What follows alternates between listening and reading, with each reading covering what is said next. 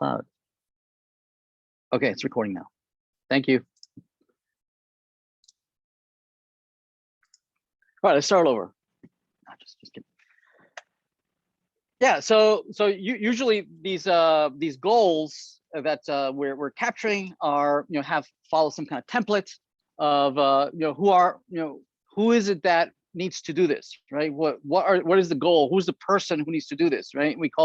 Usually we call them something like the actor, right? The person, either human or non-human, who is trying to achieve something, right? And we call them the actor. And the actor might be a faculty, might be students, might be staff, might be the dean's office or something, just trying to achieve something.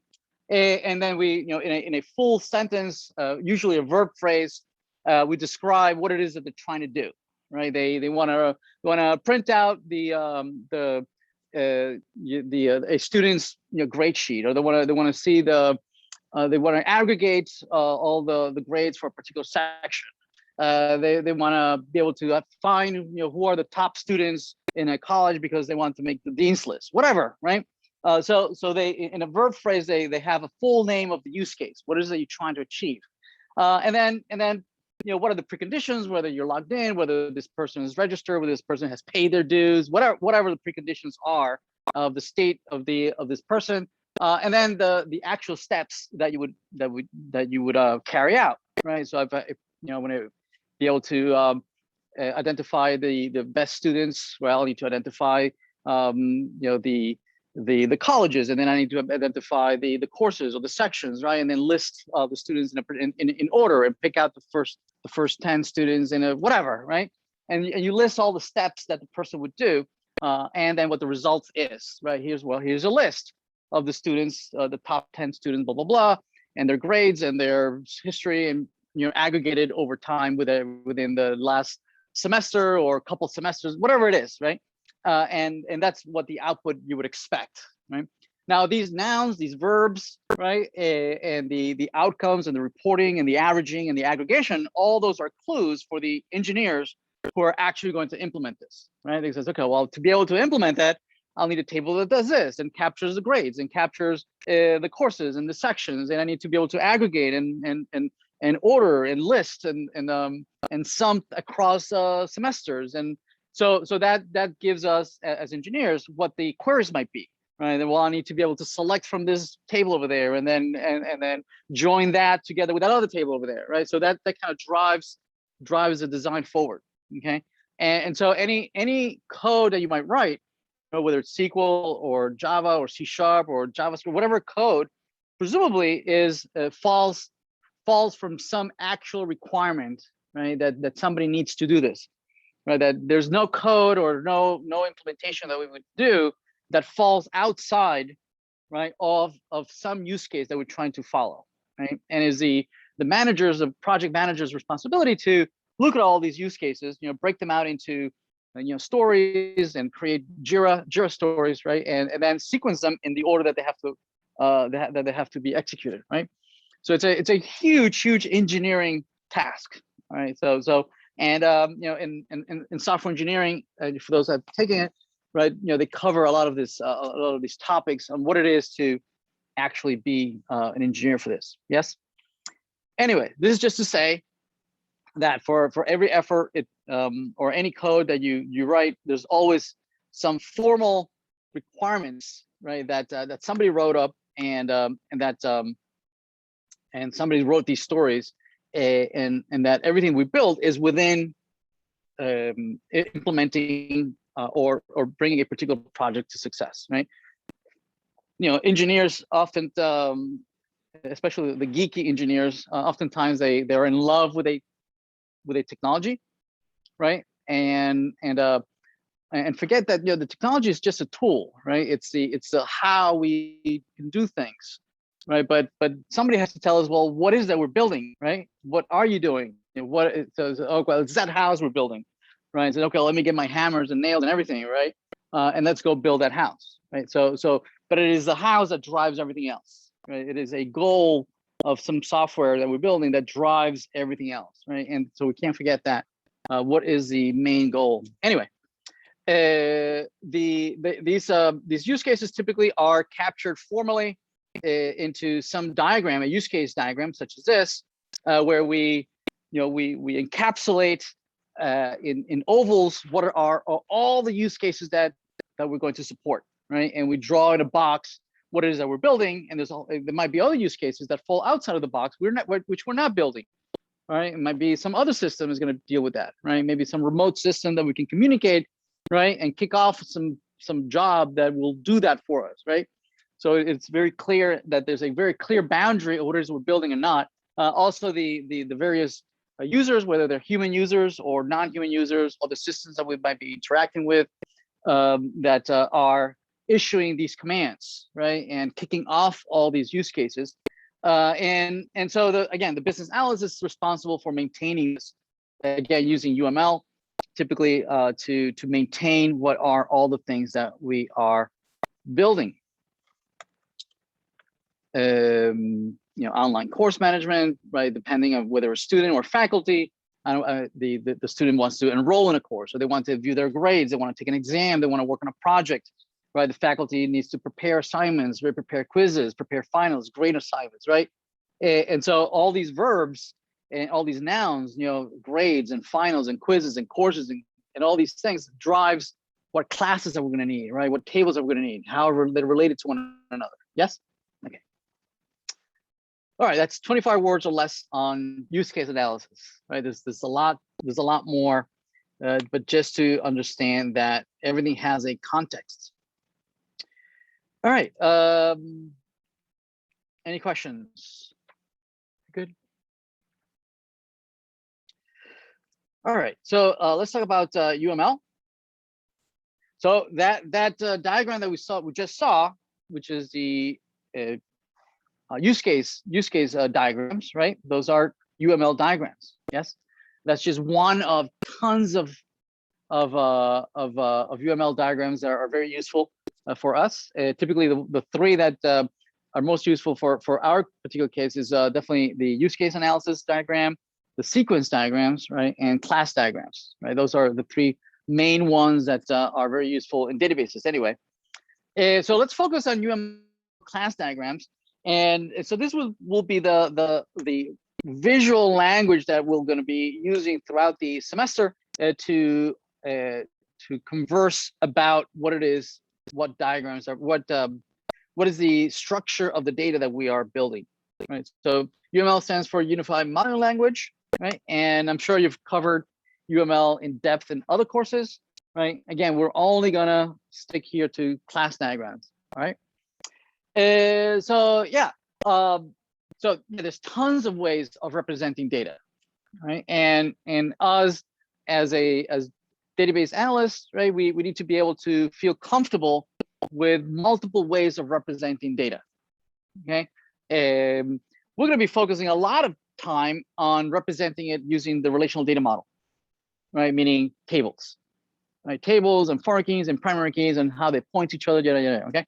But that particular representation is very restrictive, right? It's a fairly legacy language that's been around for decades, right? And a lot of things have happened since it was initially invented and today. I mean, there's tons of new technology that has and new ideas, object orientation and component technology and aspect oriented programming. There's a lot of changes in the way we program today, from decades ago, right? That are not represented in a relational model. Okay, so a lot of the challenges that we're going to be discussing in this course is that, okay, wait a minute, I can represent enumerations, and I can represent inheritance diagrams, and I can represent all these things in object-oriented programming languages, but I can't represent it in SQL, right? So I can think about the data in a very advanced way, yes, with all these new paradigms of programming, but I can't. There's no. How does that translate to a language that was designed when these things didn't exist? Okay, so what are the how do you represent these things? And so a lot of the questions are gonna come up like that, right?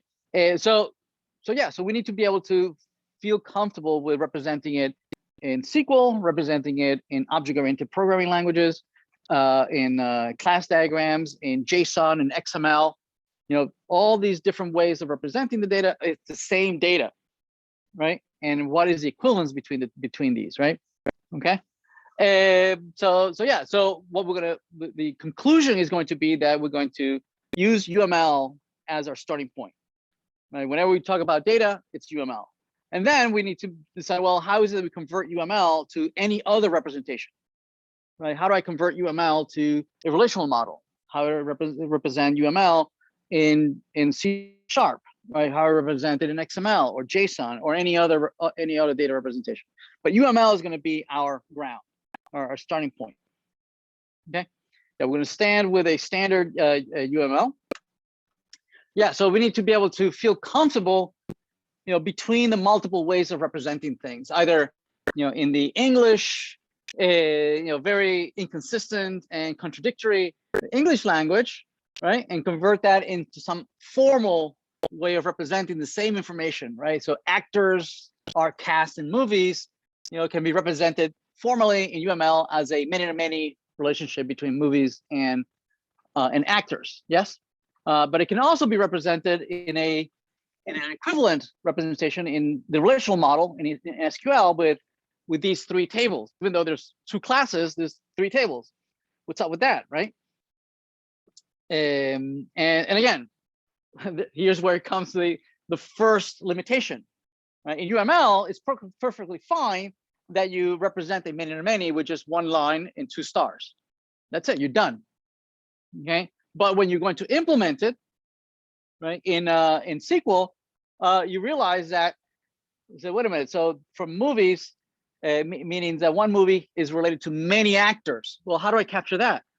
Is movie has somehow a collection or an array of references to the actors in that movie? Well, no, I can't do that in SQL, right?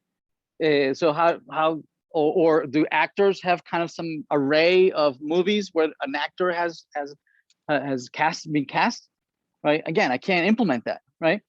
So that's one of the first things that you find that, hey, wait a minute, something that I can think about it conceptually in UML, I can't represent it and implement it in SQL, right? In Java, I could. That's easy, right? The actor class can have an array of movies, right? And the movie can have an array of actors. Boom, I'm done. I don't need any third anything, right? Right. Each instance of an actor can have an array of movies that I can point to as references, pointers. Yes, and same thing and vice versa, but not in SQL. There is no array in SQL. So we need to say, well, how do I implement that, right? Well, here's the implementation is to have a third table, right, that can point to both, right, where you have all the list of all the actors, you have all the list of all the movies, and then an intermediate table that says, hey, that actor over there is related to that movie over there. Okay, that has pointers going both ways. Yes. Yes, you could have a you could have one-to-many, right, where you have a foreign key pointing to your parent, right? But then that parent, oh, that's another issue. That you just brought up something real interesting. In here, the representation is that one movie has references to actors, a whole bunch of actors, meaning the movie is kind of like the container, and then it's containing all the actors that it knows about. Yes? In SQL is the inverse. The movie would have no way of having references to all the actors. It would be the actors who have the references to the parent movie, right? Using foreign keys, right? Where the movie would have a primary key, and then the actors point to the parent movie, right? Or vice versa, right? Where you have multiple movies, right, referencing to an actor where that actor has acted in. Yes. Okay. So that's another thing, right? In the way you think about it, the data in object-oriented programming languages, it is the parent who knows about the children. But the way you think about it in SQL, it's the inverse. It is the children who have pointers to its parent. So there's all this, oh, wow, wait a minute. Each way of representing it has its own little idiosyncrasies. Yes? Yeah, it is equivalent. Okay, it doesn't really matter whether it's a parent or a child. You still have a relationship between them, right? Also, another typical thing is that in SQL, these relationships usually are bidirectional, right? If you have a reference of a foreign key to a primary key, right, you can have that the two records are related to one another. So you can bring those two records. I can navigate from my parent to my child just by making the primary key and foreign key equal in my select statement. Or from the parent, I can go down to the children just by making the equal parent to child.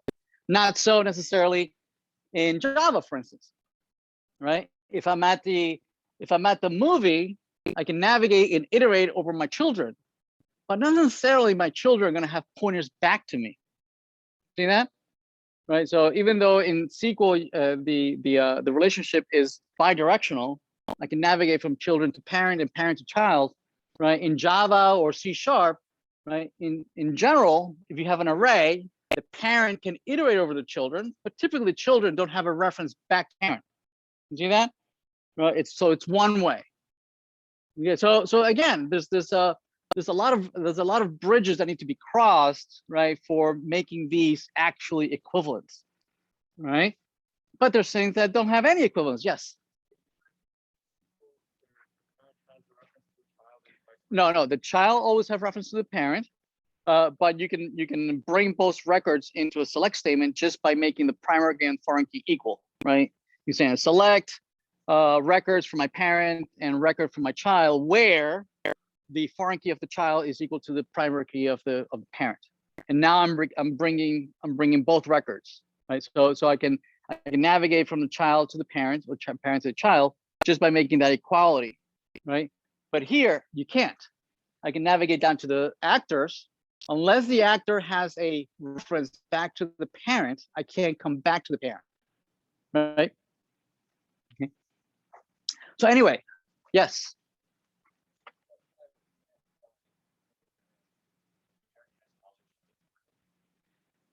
Well, in this case, for instance, if you have a department class and has an array of all the employees in that department, right? So the employee class might have has references, right? Either pointers or handles, right, to all the children.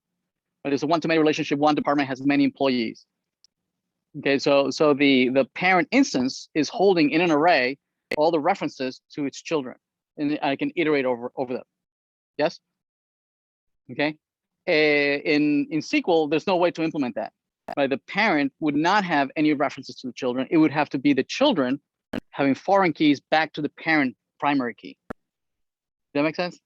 Almost, I was just a bit how I got that object-oriented programming. Yes.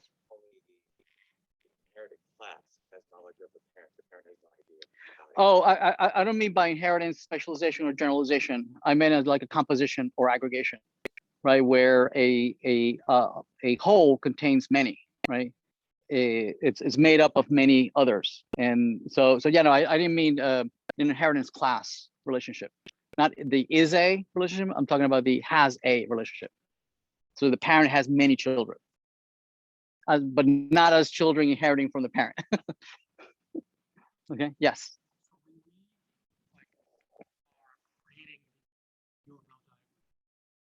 Should we be representing them as like mini in here, or should we draw them like conjunction? Yeah, we'll talk about that. The fact of first we need to see that first we need to identify that there is a challenge, right? There's a challenge of that not all things can be represented in everywhere, right? Okay, so one of the things I will say is that to implement this from here to here, you need to what we call reify, right? And so re-implement this by adding an additional class, right? That knowing that the reason you're putting that is because it cannot be implemented in SQL. So it's called it's to reify, to make something concrete, something that is conceptual, right? Converting into something that is concrete only because you know the limitations of the target representation. Yes. Whenever we're trying to represent a many-to-many relationship, is that when we create an additional table? Yes. One-to-many, there's no need. There's no need. No. It could be a foreign key to the parent. Yep. Yeah, excellent question. And we'll come back. We'll dedicate some time to that specific question. Yep. All right, so so designing a database, the best approach is to first start at a conceptual representation, which will be UML, and do the best you can to represent it with nothing in particular about the target audience, right? Because the target audience could drive you to implement it in such a way that it's not the best design. Okay, you first implement it in pure UML. Once it's implemented in pure UML, then you start thinking, oh, wait a minute, there's a couple things that the target audience, whether it's SQL, whether it's Java or C# or XML, right? There's a few things that those other representations have limitations. Yes. Okay. So for instance, you draw your UML diagram beautifully, right? But then when you're going to implement it, to implement the primary key, to implement the one-to-manys or many-to-many, you find that you need that you need fields in relational databases that you'll need foreign keys and primary keys to implement one-to-many or many-to-many. Yes, so those are fields that you need to add in a relational model because of the particular way that it's implemented. Right? It's like having to know in Java that underneath pointers, right, or pointers to pointers. Right, presumably the language is abstracting all that from you. Yes, so you don't have to deal with that. Okay, so typically you would not put a pointer in your Java class, right? But you know that underneath, obviously, this is being compiled and a lot of magic is happening behind the scenes. Yes, right. So because of the language abstracts this from you, you just don't think about it. Right. So there's a level of abstraction that the language hides from you.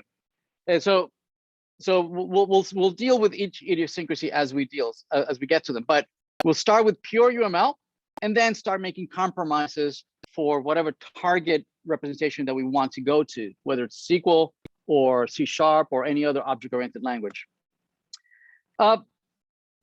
Yeah, so let's first talk about object-oriented fundamentals. We say that objects and classes. We say that a class is kind of like a template for what all the different objects are going to be built off, right? Where you establish what are all the attributes, all the data types, that all employees have a first name, a last name, a date of birth, a social security number, so they have to pay taxes, and that's the template of the employee, right? And then create instances of employees where you have, and we call those objects, right? Each object is an instance of a particular employee, right? We use the following visual representation. Is just a box where you have the name of the class. Then we have in the middle we have a list of all the attributes that describe your employee or whatever it is that you're building, right? Along with their data type, and down below you have the methods that allow you to manipulate that object instance, right? Yeah, you can increase their salary, you can give them a promotion, you can whatever, right? Now in our class, we're not going to deal with these methods, right? So in none of our class diagrams we will ever need a method, right? So you can leave out all the methods out, right? So we're just going to focus on the first two. The name of the class, and then the attributes, right? Now the attributes have, on the left-hand side, we have the accessors, right? Saying whether it's public, it's private, it's protected. In this class, it's not really necessary. It's more for programming languages that you would need it, whether something's private, public, or protected. Here we're gonna go with none of them should be public, right? It should be either minus for being private, or a sharp for being protected from an inheritance. All right. The naming convention is that all attributes should be camel cased, right? So the first letter is a lowercase, and then each word in the compound word, the first letter of the word is capitalized. Yes. Unlike what we said last week, that in SQL, right, we said that it was going to be all lowercase. Right, and then the compound words were going to be separated by underscore. Yes, right. So there it is. Right, there's a little bit of a change, right, of how we name things in the different representations. Then we have colon and then the data type. And the data type will be string, date, float, double, and whatnot, right? Or other data types, right? All right, so let's see. So here's an example of attributes for a person. This is a username, password, date of birth, mail, email, phones, and whatnot. Also, right next to it, we have a multiplicity describing whether this is an array or whether it's optional. Yes. Yeah.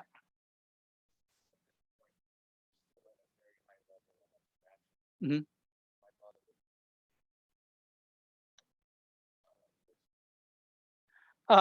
Presumably these are going to be variables that are going to be implemented in a programming language, and we're just setting up some standard some standard way of describing things.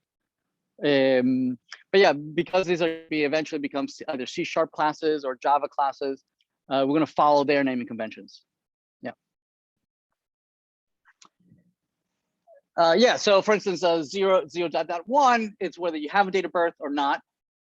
I guess it's an optional field, whether you're going to have the data or not. Or phones, you can have any number of phones, so kind of like an array. All right, notice that the phone is an actual data type that could have perhaps another 3 attributes, area code, country code, and number, whatnot.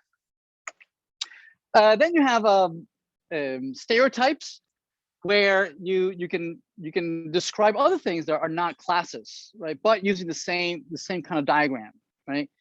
So for instance, this enumeration, enumeration is a typical example where you describe the enumeration and then the list of all the valid values of an enumeration. Okay, so these here, let's say horror, comedy, sci-fi, fantasy, these are not variables. Okay, these are all this is a list of all the valid values of that data type. Okay, obviously there's some standard enumerations that we already use, but we don't call them enumerations anymore. For instance, if you declare something to be an int, well, that is an enumeration, right? The enumeration of all the negative whole numbers from -infinity to 0, and then from 1 all the way to +infinity, right? Those are the only valid values for a variable declared as an integer, right? And we enumerate all the possible values. So in this case, we're declaring a new enumeration, movie genre. And if you declare a variable to be of type movie genre, you're saying that that variable can only possibly have these 4 values, okay? And so to distinguish this from a class, that this should be interpreted as an enumeration and not as a class, we put the stereotype on the top saying enumeration, okay? Also, there's another type of stereotype, which is called the abstract stereotype, which means that this is a class that is it's too abstract. It doesn't have enough information to be actually instantiated. Okay, you might have the name of the widget, the size and whatnot, right? But making an instance of a widget would not be useful. You can't draw it until you tell me what type of widget it is, or like a shape. And you can tell me the size, width and height and whatnot, the name of the shape. But until you don't tell me it's a rectangle or a circle, I can't actually draw it, right? It's too abstract. It makes no sense to instantiate one or represent it visually on the screen. And then there's a generalization or specialization, which is there's a typo here. There's a width here and a width over there. But I mean, I guess you could overwrite it. So specialization and generalization, it uses this this triangle shape that says that these two are special cases of the more general abstract class up there. Okay, that it's inheriting all the attributes that were declared in the base class are being inherited. Now, inheritance is just a mechanism for reusing code, right? Where so instead of declaring, when you start thinking of the data, and you see that let's try to describe an employee, and you start entering data about an employee, you notice that, oh, wait a minute, I thought all employees had all these fields. But as you go along, you find that, oh, there's some edge cases, there's some, I thought maybe all employees made well, full-time employees, and they all had a yearly salary.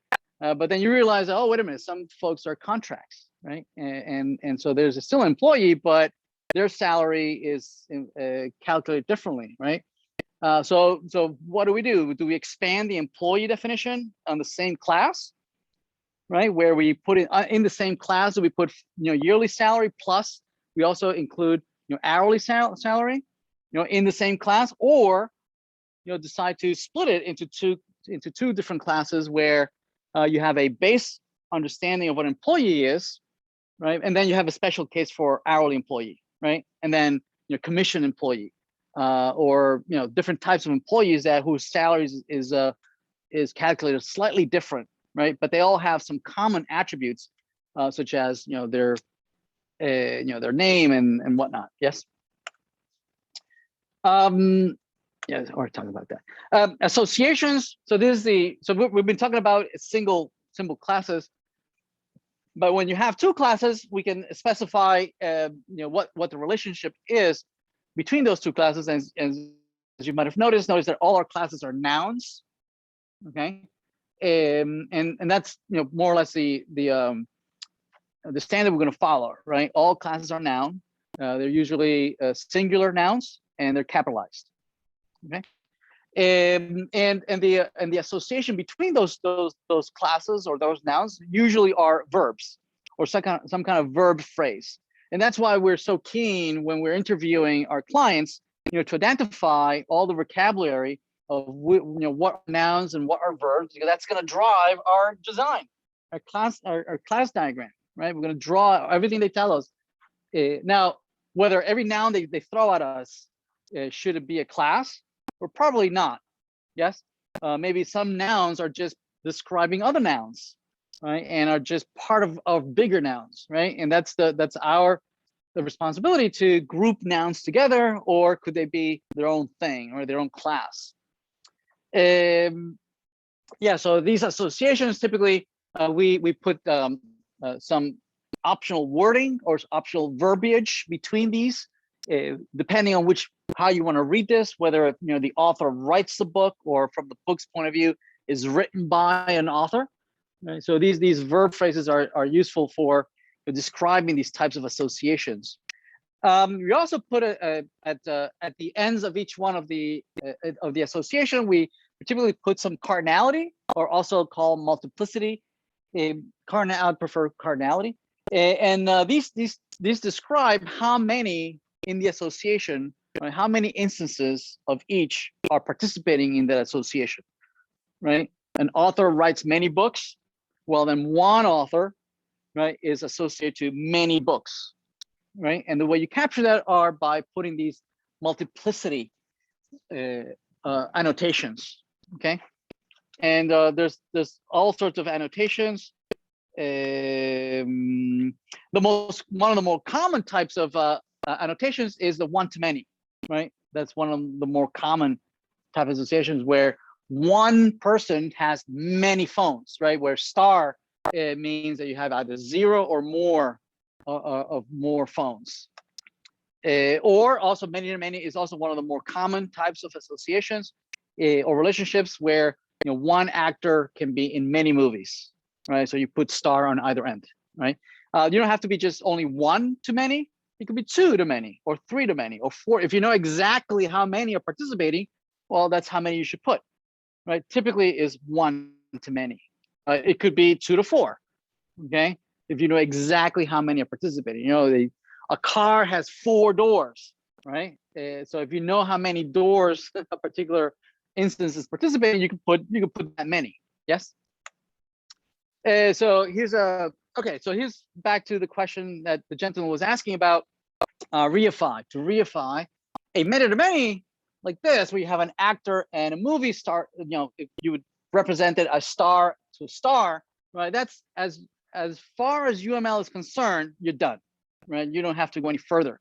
Now, here's where you start considering the audience, right? Who are you going to be talking to? Are you going to be talking to a whole bunch of DBAs? Are you going to be talking to a whole bunch of web developers? Are you going to be talking to some, object-oriented folks who are programming in C#? right? And so each one of them is going to have a specific way of thinking about the data. Okay, and if it's XML, and they have a lot of pointy brackets that create a hierarchy of objects, and there's a tree, and there's with a root, and then all these branches that whatnot. Yes, so that's the way they think about data, right? If you're talking to the database analyst, right, he's thinking about tables and foreign keys and primary keys and whatnot. Yes, if you're talking to a Java developer, well, he's thinking about inheritance, right, and arrays, and or if it's a C++, he's thinking about pointers and references and whatnot. Yes, allocating memory and blah blah blah. So depending on who your target audience is, right, it can help the discussion, right, or of how is it that they're going to implement the actual thing, right, by adding additional information in the class diagram that helps the discussion, right? If you give the star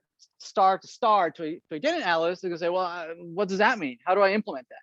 Okay, so you're gonna have to convert your UML diagram based on the limitations or the particular idiosyncrasies of who's reading this. Yes, right. If it's just UML, we can all agree that we can stay up here. But if you're going to actually represent it in SQL, then you cannot implement this, right? You have to, what we call to reify, go from something that is conceptual, way out there, very abstract, but then make it more down to earth, right? Something that can actually be implemented, right? So we add a mapping class in between and convert a many-to-many into two one-to-manys, okay?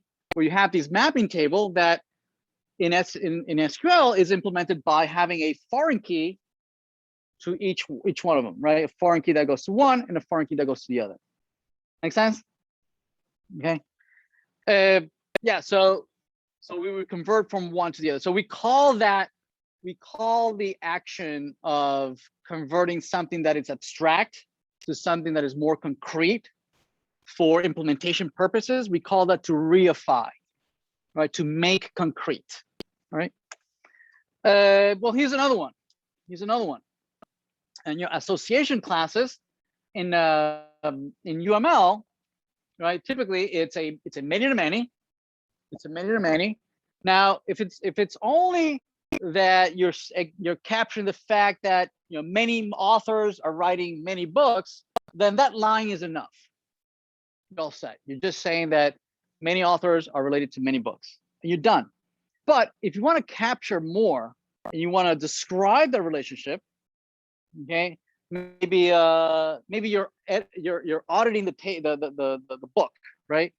Because you're writing a book and the publisher needs to have this, and is going to be translating in 3 different languages, and they have to get all your writings and send it off to somebody who's going to translate this, whatever, right? And they need to be able to schedule these translations. So they need to have like a log of what you've written today, and there's a whole things that are happening behind the scenes, right, for actually publishing a book. And so they might have as part of the database capturing an audit of what have you written, what's already been edited, what's already been gone through legals and whatnot, blah blah blah, right? And what's the actual status? It has been approved, has gone through the whole process, and it's good to go for publishing. Let's go translate it and now print it. So if you're trying to capture that relationship, but you need to capture more things about the relationship, not just that there is a relationship, but more things about when was this written, what's the status of this paragraph, is it good, has it been gone through spell checking, blah blah blah blah. Then, well, where you capture that information, right? In UML, the way you capture that is you do a dash line, right? And then in a separate class, you have all that information. Okay, so in UML or in UML 2.0 and above, right, this is called an association class. Okay, again, I cannot implement this in SQL. How do I implement this in SQL? So in SQL, you implement it just like you would any mapping. right? As a word, just a plain old mapping, right? So you convert it into, again, a separate mapping class, right? That's going to have instead of a many to many, it's going to have a one to many and a one to many. The difference between that table and the one we just saw earlier, right? The difference between this casting here and this casting here is that here you would only have the foreign keys, right? One pointing to the movie and one pointing to the actor. That's it, right? That's the only thing. In this one, you would not only just have the foreign keys and primary keys, you would have additional fields, right? Other than just the primary foreign keys. Yes. Okay. So now you have to know these differences because we're saying, well, how do you go from UML down to SQL? Well, what about from SQL coming down to UML? Right.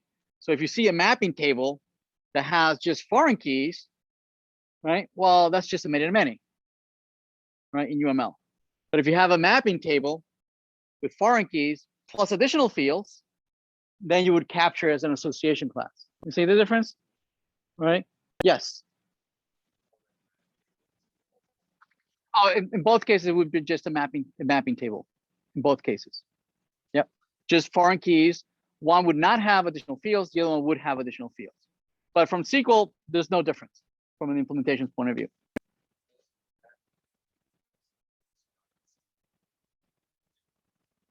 No, the lookup table will be more like the enumeration that we saw earlier. Right? So the enumeration where you list all the values, the valid values, would be a lookup table, and where you could use it for for drop downs or for like a list of countries or a list of that usually don't change over time. Right? They have a very well set and defined vetted list of things that live there and change very, very slowly or not at all, right? Over time. Whereas transactional tables, right? They might change over time. You delete records, you update records, you add records, you change the state of a record, right? Over time, right? So those are not lookup. So lookup typically would be very, very fixed.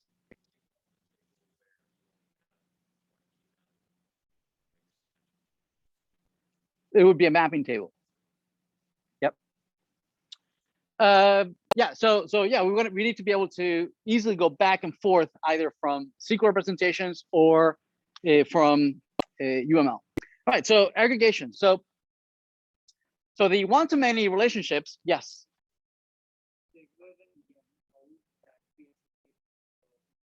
Say again.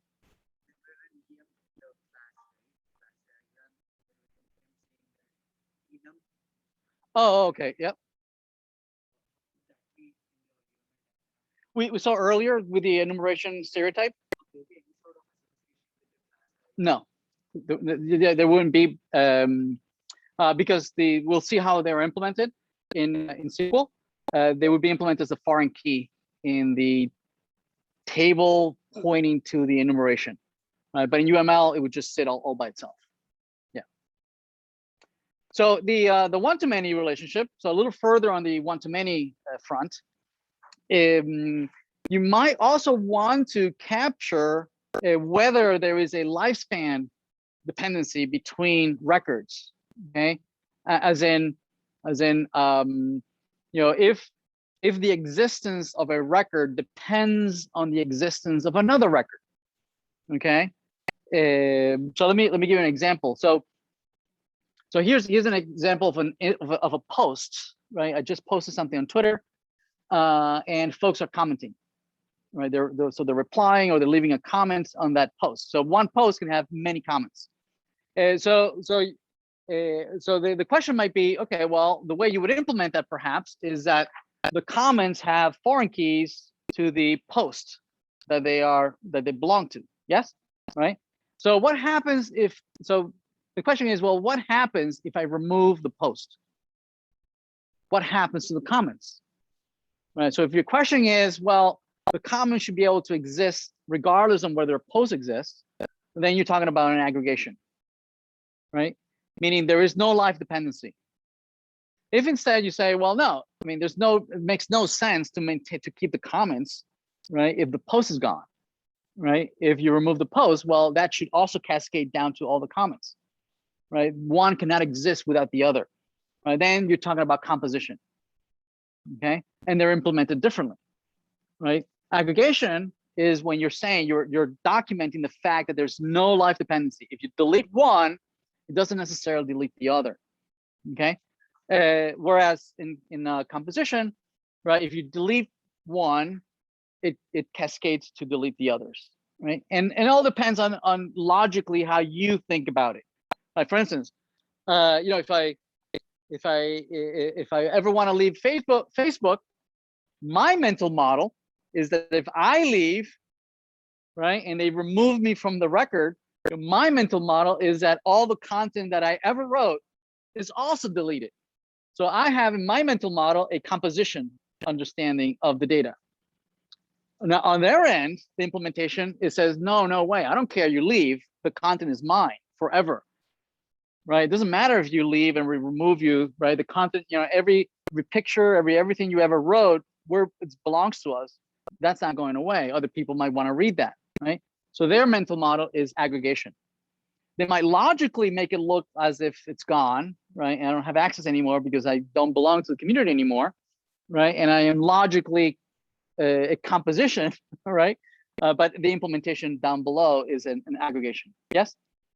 Now here's an example of an aggregation where you might have an order has many products, right? So I'm filling out an order and it has 2 of these and 3 of those and 5 of these products. Yes, in my order.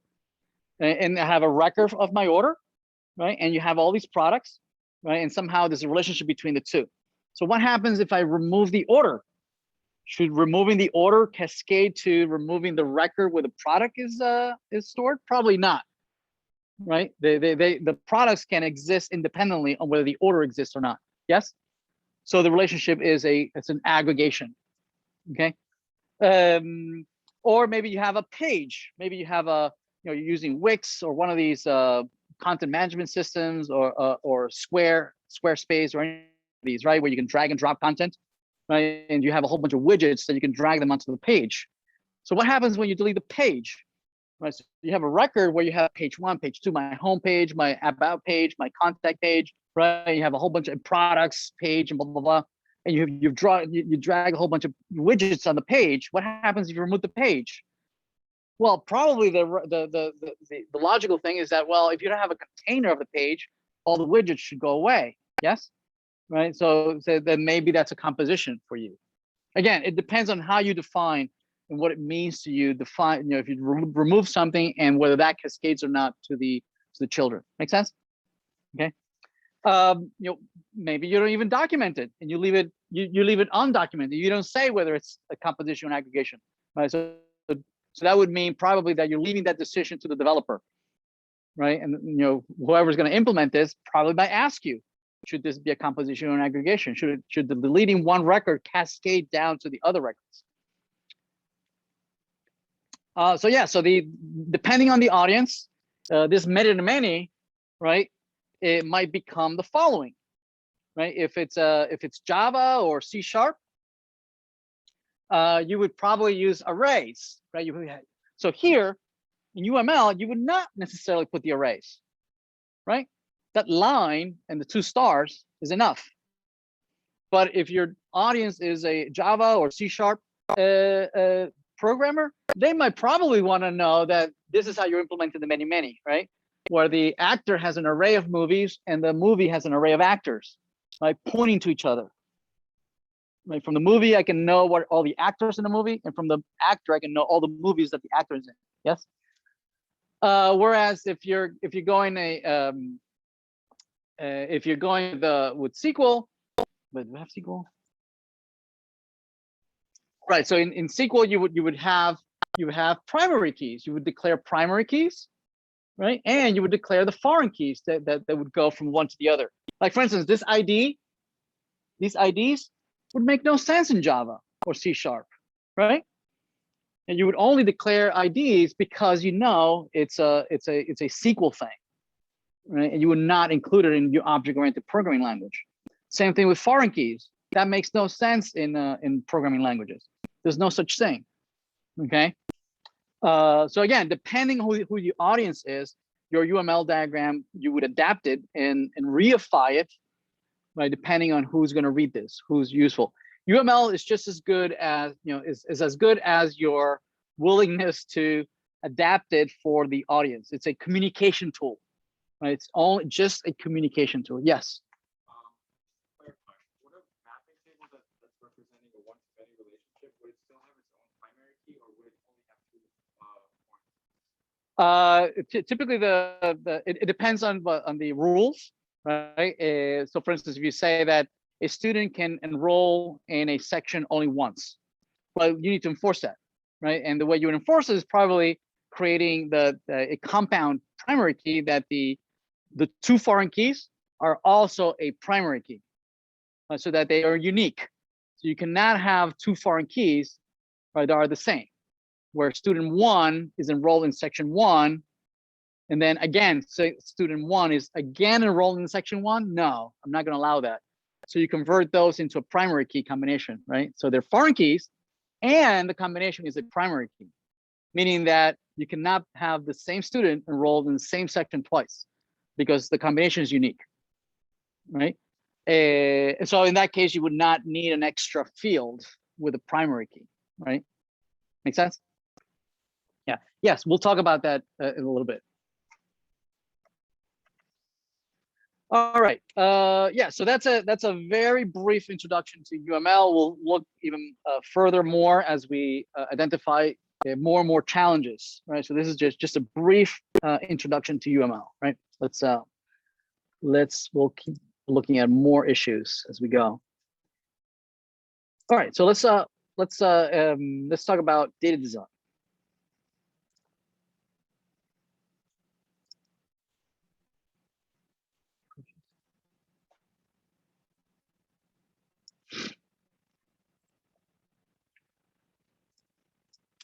All right, so data design.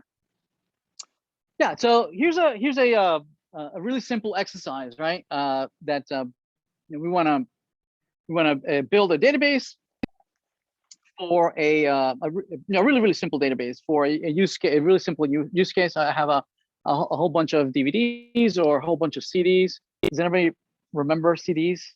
No, everybody know what a CD is? One of those circle things. Maybe I should change this. It's a dated example. So yeah, I have a whole bunch of CDs, and I want to create a database for these CDs, right? And I'm thinking, well, okay, I have all these CDs, and each CD has a whole bunch of songs in them, and so I come up with this really simple one-to-many relationship where I'm going to have a table where I have a list of all the CDs, and then each CD is going to have a whole bunch of songs in it. So I'm going to have in a separate table all the tracks, right? And then each track is going to point to the parent CD, saying that, hey, these 10 songs have the same foreign key pointing to that CD record. Make sense? It's a one-to-many. So I don't want to design anything. I know exactly what I'm doing. I go and start writing all these tables, right? These two tables. And so I create my CD table with its primary key CD ID. Has the title, the name of the CD. We have the year that it was released, the band, the genre. Okay, I had perused through my 10 favorite CDs, and it kind of gave me an idea of how I want to capture it. Yes, and then I have the track. I have the track ID, also primary key. Then a foreign key, the CD ID, which is referencing the primary key of the CD, the track number, the song title, and how the length of that track. How many minutes? Yes, and now. This might be, these two tables probably is my personal bias of how CDs should be stored, right? Probably my 10 favorite CDs, created my bias. I'm very familiar with my 10 CDs, and that's where I came up with, right, in the middle of the night. Okay, but as I start going through my CD collection, I start finding all sorts of edge cases, right? I start finding the CD that I had recorded all songs from this CD. I had recorded some other from other CDs together, and now it was, and some of the songs were released one year, and some songs were released in some other year, right? And And then I had made other ones where I had a mixture of genres. I had some rock and roll, some disco maybe, or some reggae, all mixed in, right? And so I have all these edge cases I'm finding that don't nicely fit into my original design. Okay, so maybe I was a little bit too eager, right, to jump into my implementation, and I hadn't thought this through very well. Okay, how do I capture all these genre, all these edge cases? Right, my data model did not, was not was not designed enough to deal with all these edge cases. Perhaps there would have to be a separate genre table, right, where everything's listed, and that would be kind of like an enumeration, right, where then each song could, instead of the genre living at the CD level, the genre might live at the song level, right, and then it would be a foreign key to where this genre in this lookup table would be listed. Yes. Right, so every time I find an edge case, I start thinking, well, I should have done this, I should have done that, right? So the conclusion is that that I shouldn't have started developing this. Perhaps I should have designed this, right? I should have thought about it more. So the conclusion is that instead of jumping right into the tables, into implementing tables, I should first step back a little bit and spend some time in class diagram worlds, right? Where I'm going to diagram this. I'm going to draw a couple of tables, right? A couple of classes and some associations and one-to-manys, many-to-many, some enumerations, right? Run through my CDs, and as I go through the CDs, right, I see if they fit into this. Also, what kind of questions I like to be able to ask, right? That I want to capture all the CDs of a particular genre, right? So it's going to go through all the tables and aggregate all the CDs of a particular genre, right? And so based on what is that I want to accomplish, would drive this would drive the rest, right? Again, what we're trying to do is feel comfortable amongst being able to represent the same information in multiple ways. And UML class diagrams are the best way to start thinking about it, right? Instead of start coding and identifying edge cases, is first draw it on a piece of paper and see.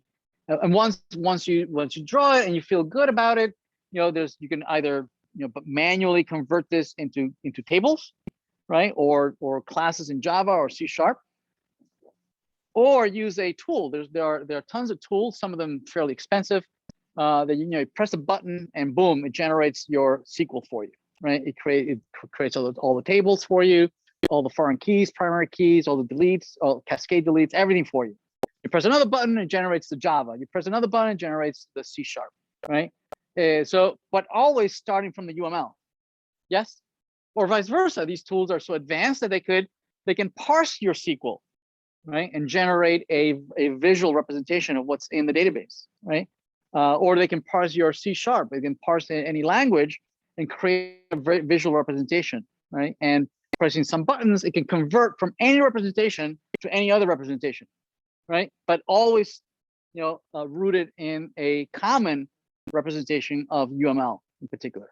Make sense, right? So that's what we want to find out.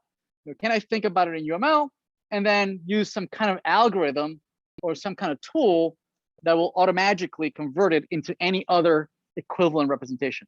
Make sense?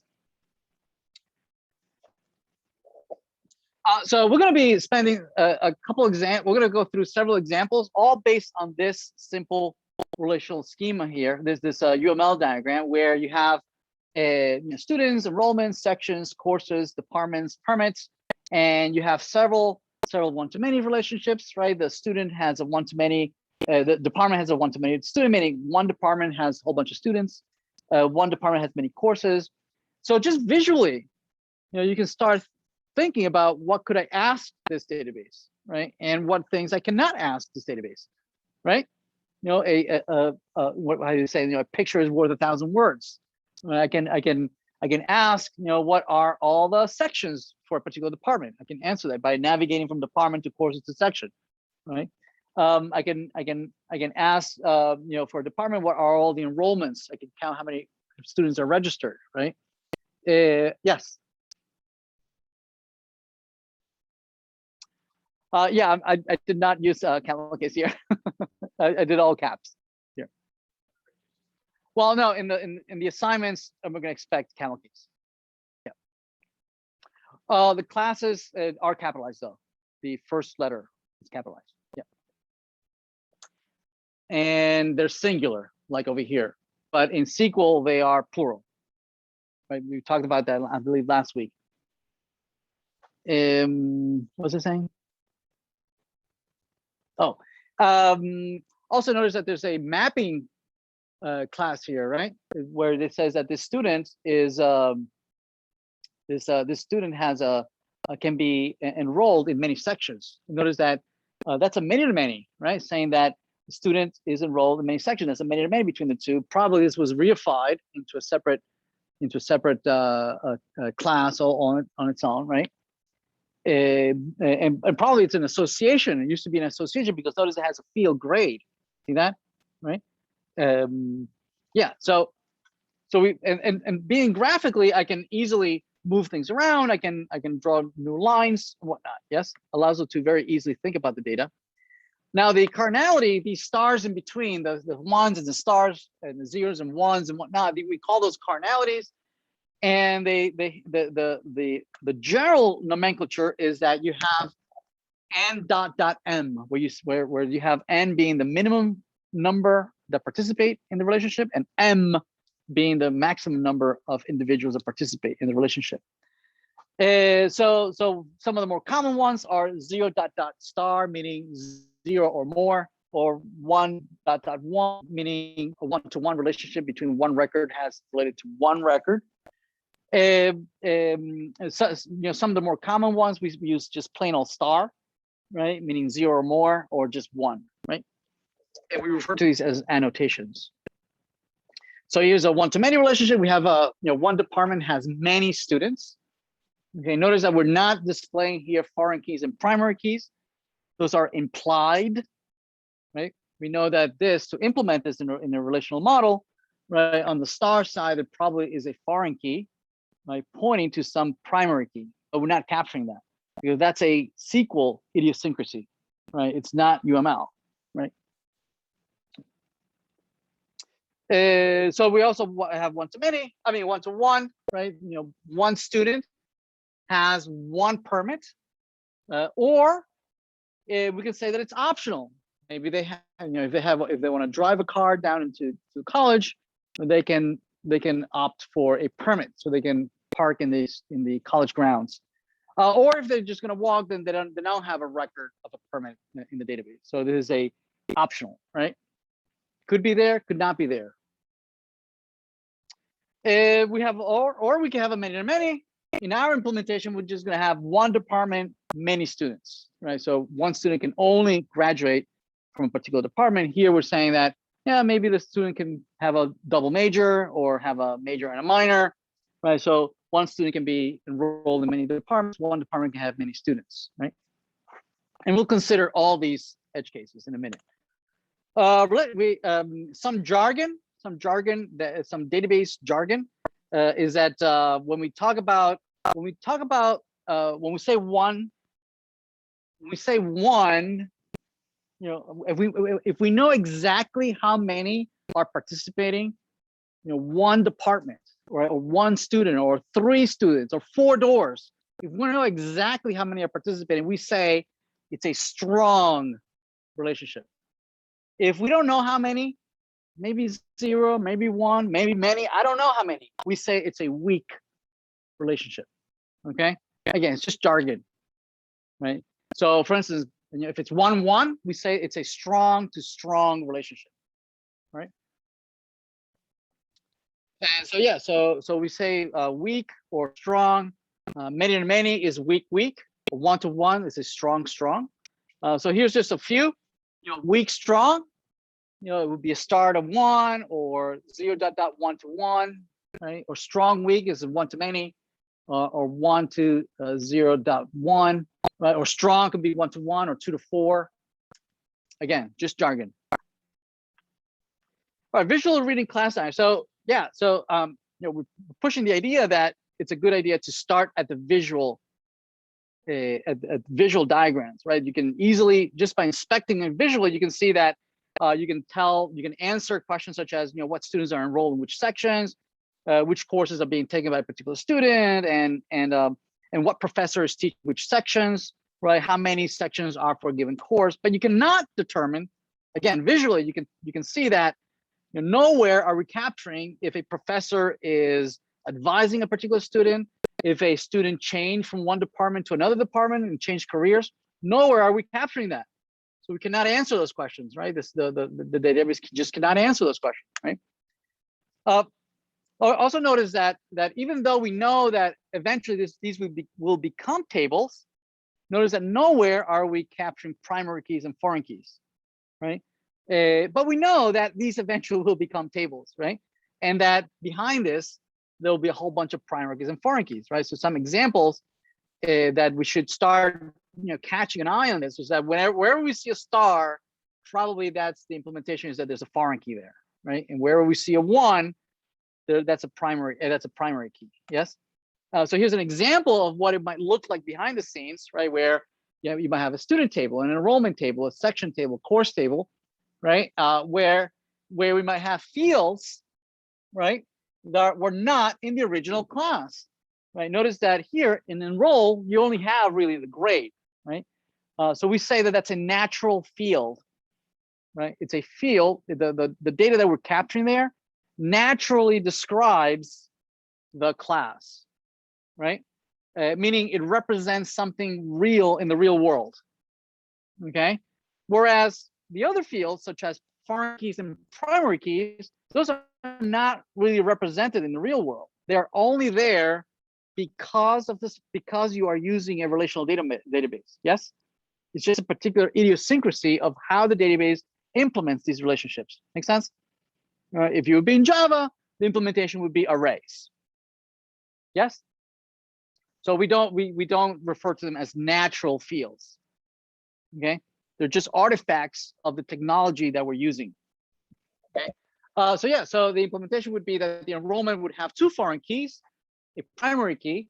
The students will have primary keys, right? The sections will have a primary key and a foreign key referencing the courses. The courses will have a primary key and then foreign keys referencing the departments. All right, and then we know that they're related. These foreign keys, the values in those foreign keys are referencing the value of some primary keys, right? So we know that all this is happening behind the scenes, and we need to be able to think about this conceptually in the diagram, but always understanding that this is where we're going.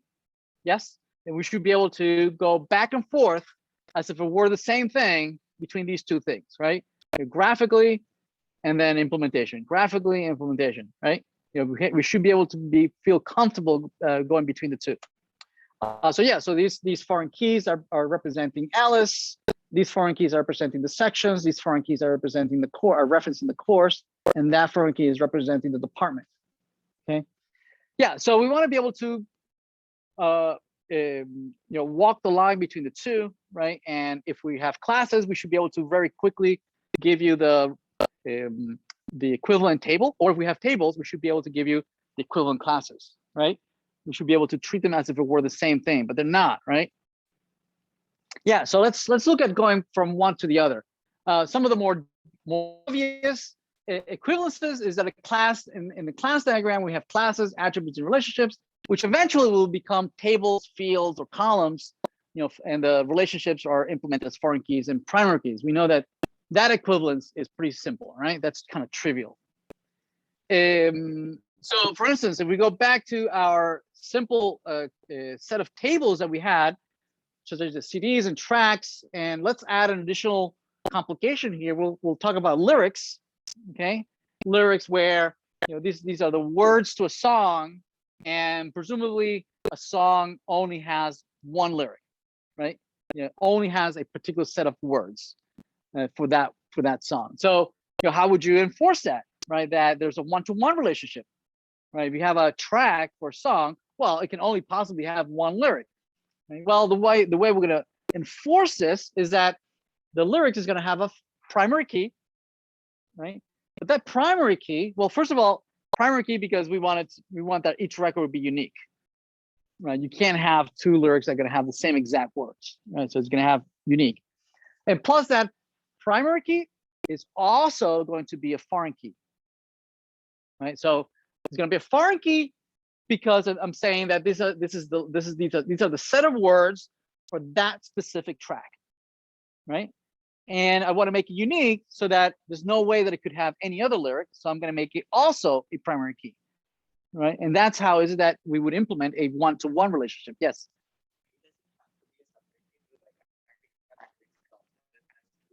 Yes, that's a very common question. If what you could say that about any one-to-one, right? Whenever you have a one-to-one, well, why isn't that just a whole bunch of fields that you can tag along in the other table, right? And the reason is that we want to when you declare a class or a table, it should the fields in that class or table, right, should describe that noun and only that noun, right? So if you're describing a student, right, and that student can have a parking permit, and that permit will contain, the license plate, the color of the car, the make and model, right? Does that describe the student? Probably not, right? It describes the car that they're driving, right? But there's a one-to-one relationship. So, but because it's its own concept, right? It should not be in the student table. It should be in a separate table.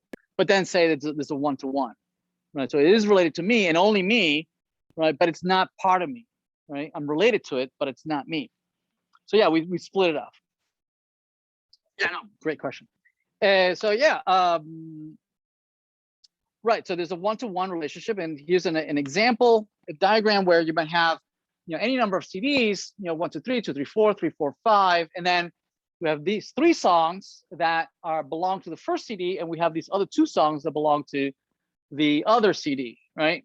Now these 3 lyrics here, right? They have separate tracks, right? And the one-to-one, in a separate table, you would have the lyrics for track 1, 4, 3, 2, and so forth, with a set of words for that particular lyric, right? And there's a one-to-one relationship between each one of these 2 records.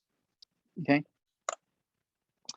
All right. So yes, as we said earlier, the whatever you see a 1 and a star, you should immediately start thinking that behind the scenes these are foreign keys and primary keys, right? That the star, typically you would assume that the way it's going to be implemented is that you have a foreign key on the many side or on the weak side, right? There's a foreign key on the weak side and there's a primary key on the strong side, right?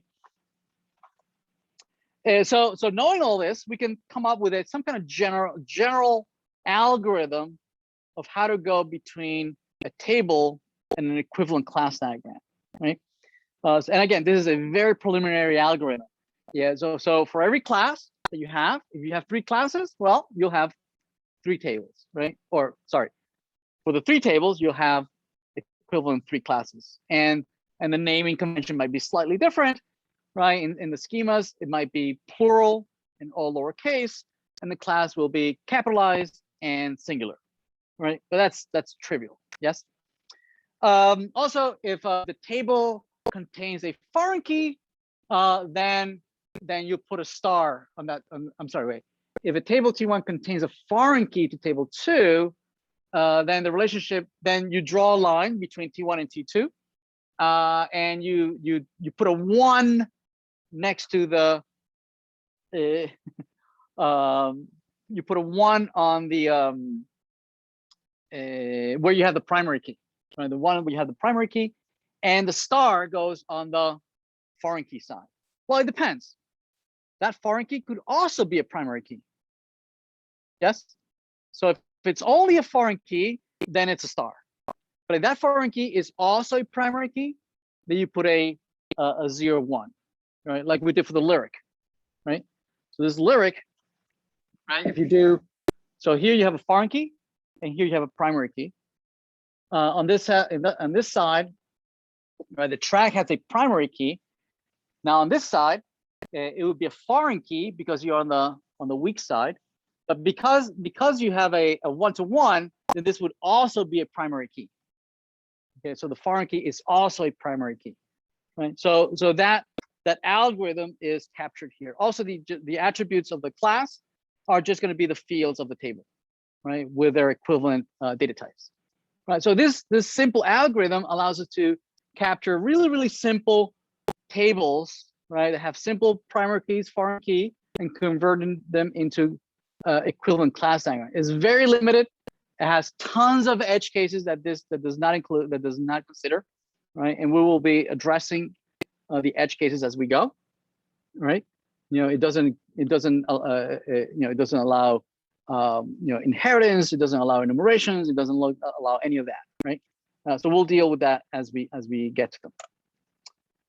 So if we're given this particular set of tables, right, a student, a department, courses, sections, enrollments, if we're given these tables, right, with these primary keys, SID, DID, CID, section ID, EID, and whatnot, right, and these foreign keys, student ID, section ID, the equivalent table, if you run the algorithm, you end up with our initial class diagram that we set earlier, right? Right. For instance, all these tables, students, department, course, section, enrollment, you have each individual 5 classes. Wherever you see a primary key, SID, DID, CID, whatnot, all those, you have ones next to them, a student and department, section and course. And wherever you have a foreign key, student ID, foreign key, and section ID, foreign key, you have stars next to them, right? And wherever you have a foreign key of the section referring to the course, that's a foreign key, you're gonna have a star right next to it, right? Which is a star over here. So the algorithm can deal with these simple examples, these very simple examples. There's a whole bunch of other edge cases which are not dealt by this algorithm, right? And there's some really powerful pieces of software out there that can go back and forth between tables and classes, or classes and tables. You know, very cool. Some very expensive. And the point here is that if you're going to design, it's easier to design visually here than to design over here, right? You know, this is very verbose. You're really hard to read, okay, and try to find who's referencing what's going on. But if they give you the graphical representation, this is very easy to understand. You know, you can start moving things around. So if you're looking at a database that you wanted to be able to modify, people are asking, oh, you know, I like to be able to capture this additional information, and it's related to that and the other. Right? The best thing is to convert your tables to a visual representation, do all your changes in the visual representation, and then convert back to the relational model. Right? That's the best bet for designing. Okay. Yeah. So class diagrams are definitely better. Let's see. What time is it? All right. Let's take a quick break, and we'll come back right after messages.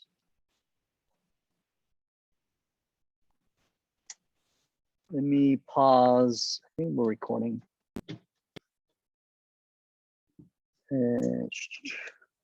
Where do I start recording?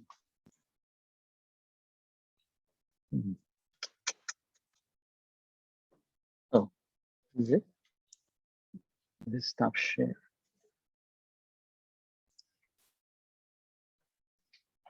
I'm gonna pause recording.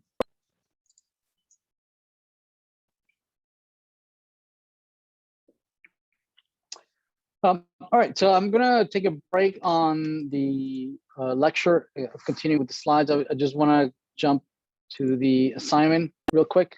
Just wanna make sure we go over this.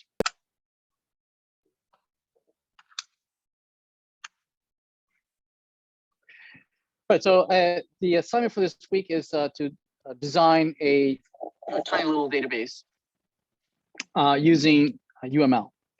And so there are quite a few tools out there where you can use to draw UML. I'm going to be using Lucidchart. I believe the college has an account for you. If not, you can apply for a free account. Although I think the free account just gives you access to create at least like 10 or 20 diagrams, which is plenty for what we're going to be doing. Although I think if you use your university email, you can get an educational license that increments the number of diagrams you can play around with. So anyway, so we're asking you in this assignment to draw up a couple of diagrams, right? And So all the assignments are going to have a couple of, they're going to follow a template, right? Where we first solve a particular problem for you. We show you, we handhold you doing it for you. Okay, so where you can see me do it, right? And then we turn around and ask you to do it yourself, right? Something that should be as simple, right? But we don't literally tell you exactly what to do, right? So it's kind of like a now you try it section, right? So first we do it, then we ask you to do it in your own. And so this has a couple of exercises like that, right? And then towards the end, the bottom, there's a challenge section that is only for graduate students, right? So undergraduates also have access to this material, and if they want to play around with this, they can, but it's not required for them. But for you guys, it is. So the first two sections ask you to implement a one-to-many section relationship, where I show you how to do one, and then you do it on your own. And then there's a many-to-many, which again, I do it for you, and then I ask you to do it yourself, okay?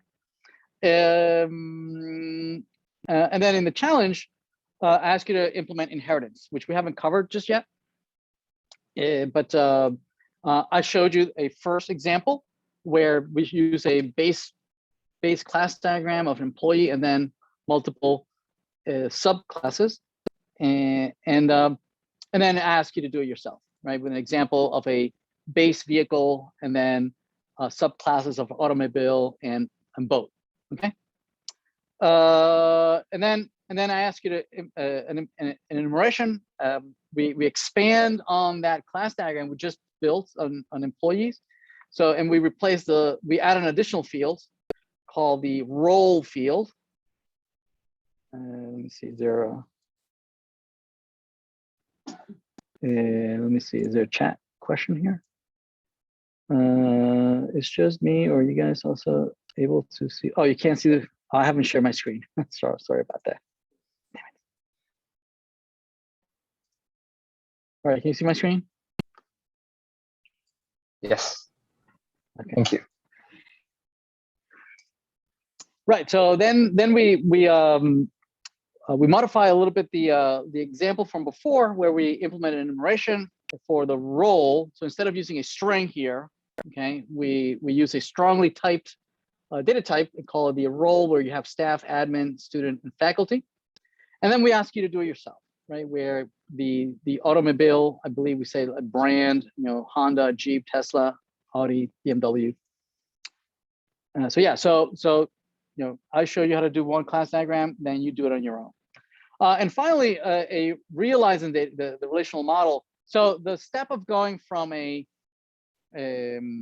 so first you have a conceptual UML diagram, you reify it, meaning you convert it into another equivalent UML class diagram, but that is closer to something that you can actually implement, yes?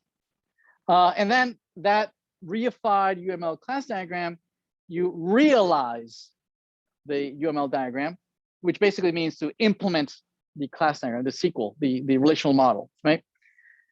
So what I showed you, what I'm showing you here is I'm going to realize for you this class diagram for you. I first do the enumeration. There it is. This is the first enumeration.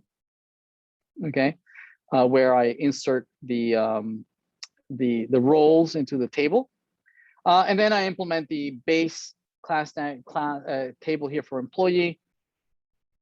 So I do employee for you, and then these three tables that are inheriting from employee implemented down here, full-time, hourly, and commission employee.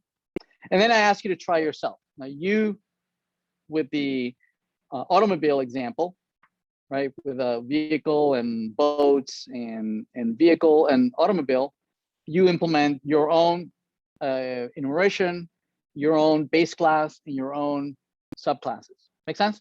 So basically, I'm asking you to implement the tables for it. All right, that makes sense.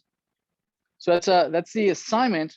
So I'm gonna demonstrate real quick just to get you started on what we're expecting here. So if we go back at the top, so right, we're going to design here.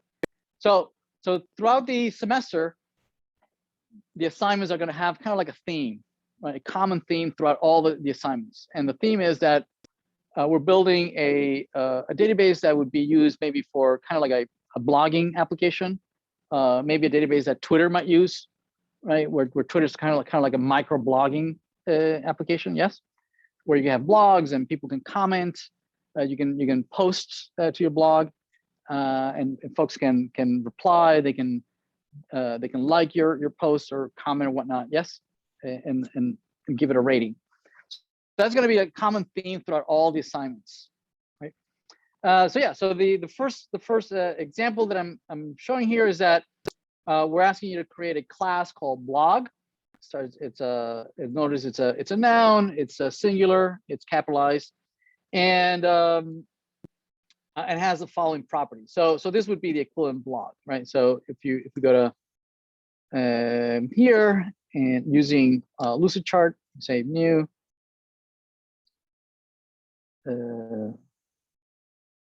And so you can, at first, the UML is not the default, it's not listed, the UML diagram, but you can add the shapes and you can select UML down below. And so you can drag here a class diagram, so you have a class, so you can say blog. And then we're not going to use the methods, so we can remove those. And for the blog, I believe we're asked to do name, topic, created, and updated. So name as a string, topic,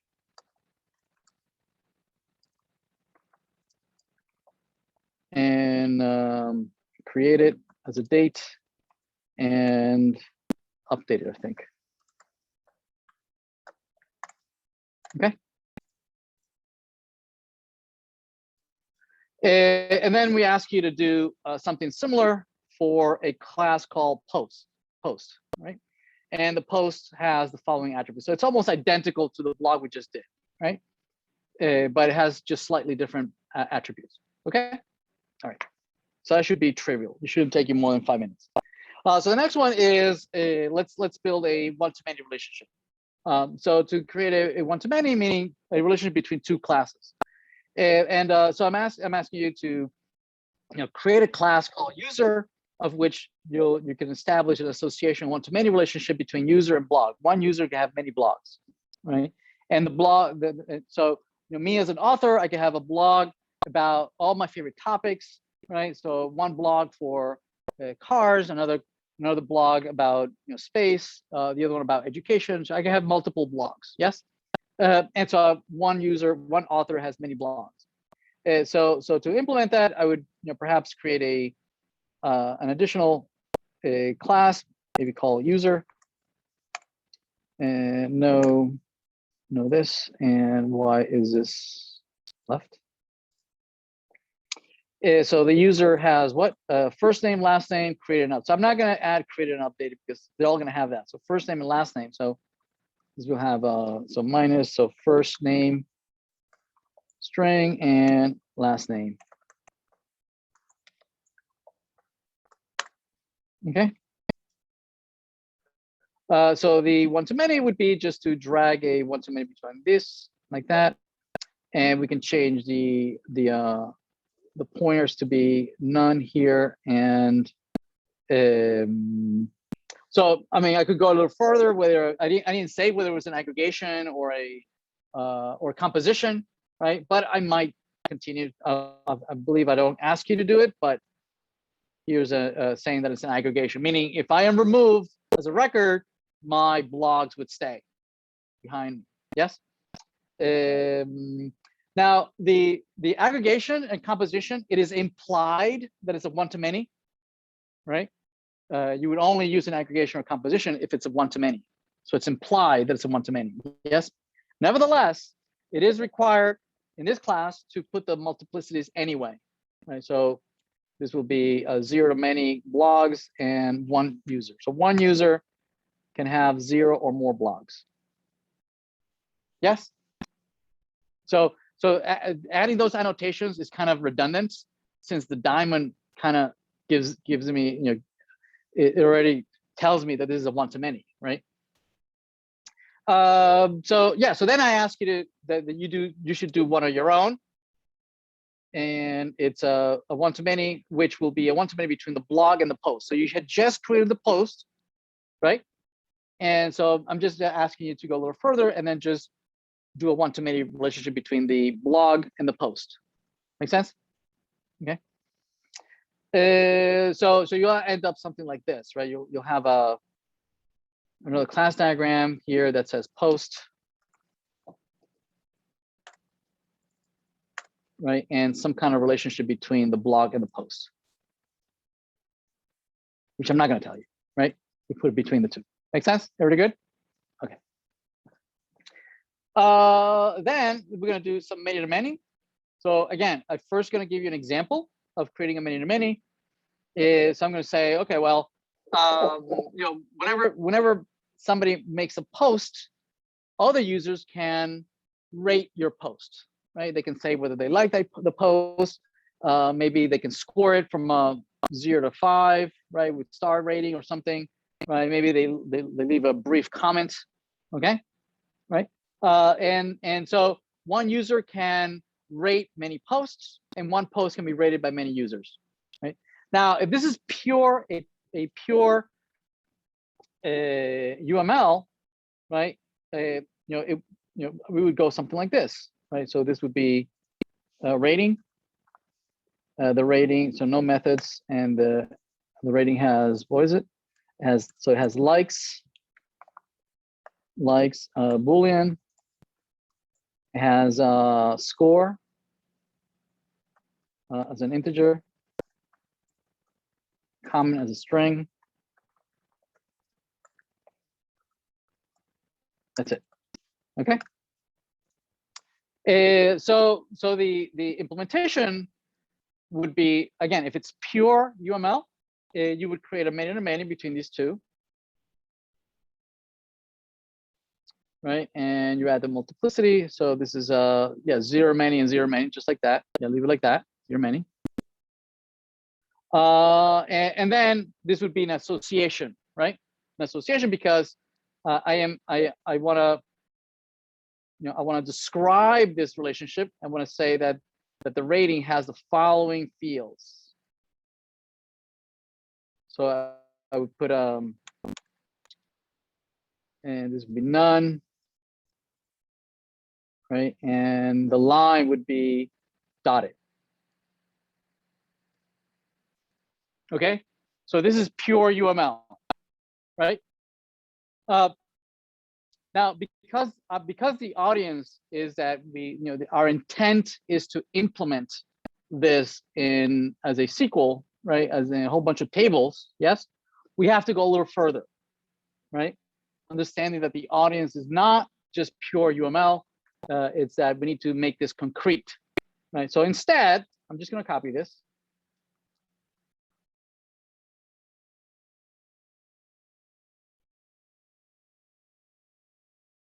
So instead of using this nomenclature, we're going to go and implement it as a mapping table, right?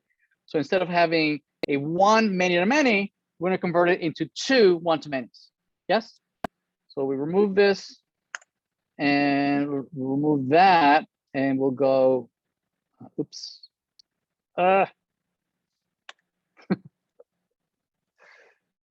Okay, let's remove that. Like that. And then another one here.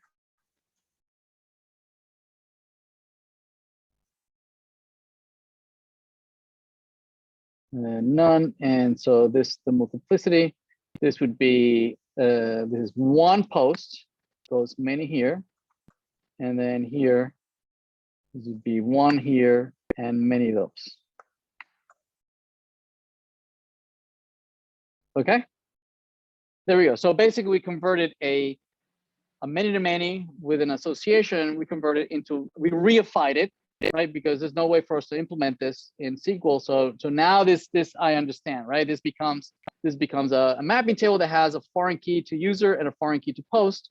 Plus it has all these other additional fields. Yes. I'm sorry. Yeah.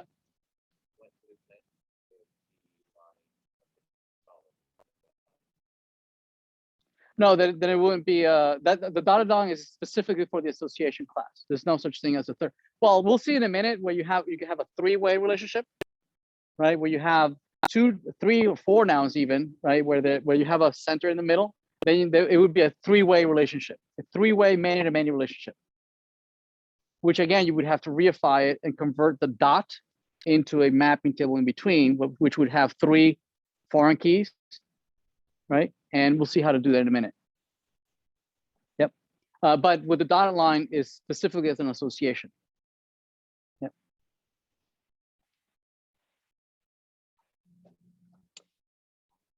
So yeah, there you have it. So this has been reified. Okay. So I did it for you. So I'm asking you to do it yourself with another many-to-many between the user. Wait a minute. Also between the user and the post. Another one that captures a reply. Okay, so a user can reply to a post, and the post can be replied by many users.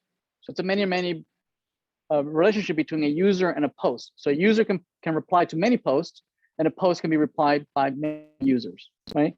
And so your additional class will have the reply as a string, plus created and updated and whatnot, right? So documented as first as a pure UML, right? And then documented as a reified version of that. Yes. Okay. All right. Okay, so that's that portion. So then there's a challenge. So for the challenge, as I mentioned earlier, you'll create a class diagram that has a base class as employee and then multiple subclasses. So copy this, just like create this almost identical class diagram as here, right?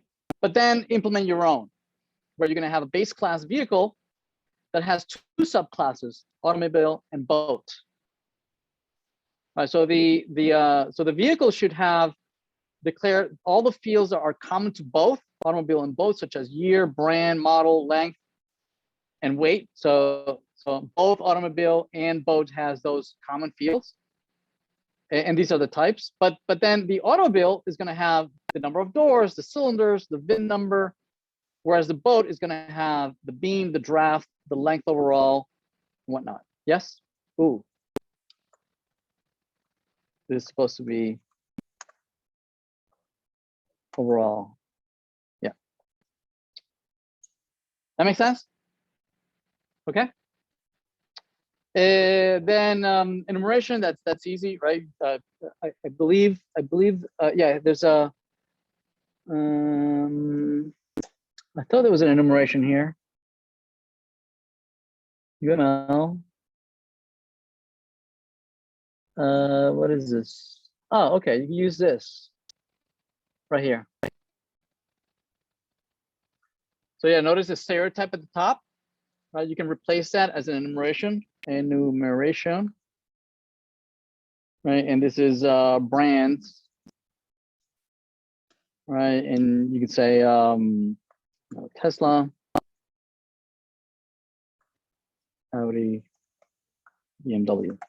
Okay, right, for the enumerations. Blah, blah, blah, blah, blah. Okay. Yeah, for realizing the database, I'm giving you an example. Right, let's go over this real quick. So for the roles here, staff, admin, student, and faculty. So first we create the table, right? And so this implementation is actually referred to as a portable enumeration. Right? So MySQL already supports enums. You can declare a variable. You can declare as enum, and then you provide all the values right there on the field. Yes, right. But that's a feature that's specific to MySQL. right? If you want to take that statement and run it anywhere else, it will fail, right? So we're looking for a portable way of doing that, right? Something that I could migrate to another vendor and it still works. Yes, actually, that it works on any vendor, right? Whether I'm implementing this in Oracle or SQL Server or whatever, right? This implementation will work in any vendor, okay? And the implementation is as follows. You first create the table, right? And that in this case, the name of the table is roles, which has a single field. Well, it can have multiple fields, but it has a field with the valid values, right, of other fields that are going to be of this type. Yes. And then you declare as a primary key, meaning this cannot repeat, right? And also is going to enforce referential integrity, right? Meaning that other fields are going to refer to this using a foreign key. Yes. And the values of those fields can only possibly be the values that are listed in this table, right? That's what the referential integrity does, right? Because notice that if I didn't declare this as a primary key and I just said varchar, okay, then I could type in whatever I want, right? And I could have repeats. I can repeat values. I have no enforcement, no constraints. And same thing with somebody, some field. Instead of having a foreign key, I could just call it role, right? And I could put values that logically would be values of this table, but I would not declare as a foreign key, right? I would just try to be very, very organized and make sure that there's the drop down when I'm grabbing this value always has the right value, yes, but no integrity, meaning that I could inadvertently type in the wrong value, right? And the database would be okay with it, right? There would be no validation that I mistakenly mistyped instead of staff. I mistyped it with one F, yes, and the database would be fine with it. There would be no validation whatsoever, yes.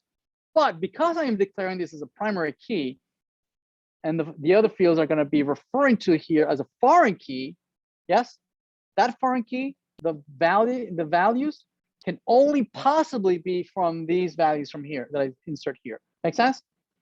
In effect, I'm implementing an enumeration. Right? I am restricting the values of that other field. Make sense? Yeah, so right after I create the table, I populate it with the valid values. Now, as a lookup table, right, I might put other stuff in here. Not only these valid values, which are the logical primary keys and foreign keys. I might also, the lookup tables are great for lots of things, right? It could be also used for, if it's a dynamic user interface, right? I might put here what the valid selections are in my dropdowns, yes? And a query would query this, get all those labels, and then dynamically populate my dropdown, yes? Okay, so yeah, I mean, lookup table really useful. And so I might put some other statistical stuff in here, right? How many people are choosing one or the other, whatever. So yeah, so once I have that, I can now implement my employee table, right? My employee table with a primary key. Notice that my class diagram didn't have a primary key. See that? Right, my UML says, well, I don't know about any primary keys or foreign keys, right? That's a SQL stuff. That's a SQL thing, right? It's not a UML thing. But yeah, so obviously these are going to have a primary key. So there it is, primary key of my employees. Also notice that it's lowercase and plural, as opposed to in the class diagram, it was capitalized and singular. So another little, idiosyncrasy. So these are the natural fields, right, that represent real things in the world. Your name and social security number, will pay taxes, date of birth, and role. We declare the ID as a primary key, right? We also optionally would declare this as an index, not required, but it's a default thing that SQL does. And then we say that this role field here, right, it's going to be a foreign key that's going to reference the roles table the field role in the roles table. Okay, that means that the value for role for this field can only possibly be a valid value listed in the role field of the roles table. Make sense? So this is what's constraining this field to only have those values. Make sense? Right? And we're also saying that this is an aggregate relationship, meaning there's no life cycle dependency between the two. If you delete one, it doesn't delete the other. Right? So no action. Okay. All right. So that's so this is my base class, right? My base class. But there's no such thing as a base table, right? But we still want to use the theme of inheritance, even though SQL doesn't implement inheritance. There's no such thing as inheritance in SQL. The closest thing we can possibly do is to break it up into the tables, right? For every class, there's a table. Yes, we'll do that. But then when we think about inheritance in object-oriented programming, when you have an instance, wait, there's a question in the chat. Why the line is none here? Why the line? I'm not sure which one he's referring to. Why the line is none?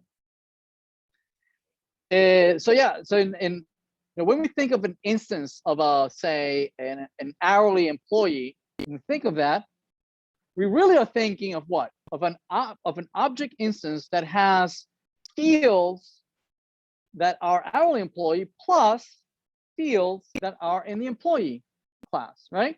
An instance of an hourly employee has actually 4 + 2, 6 fields.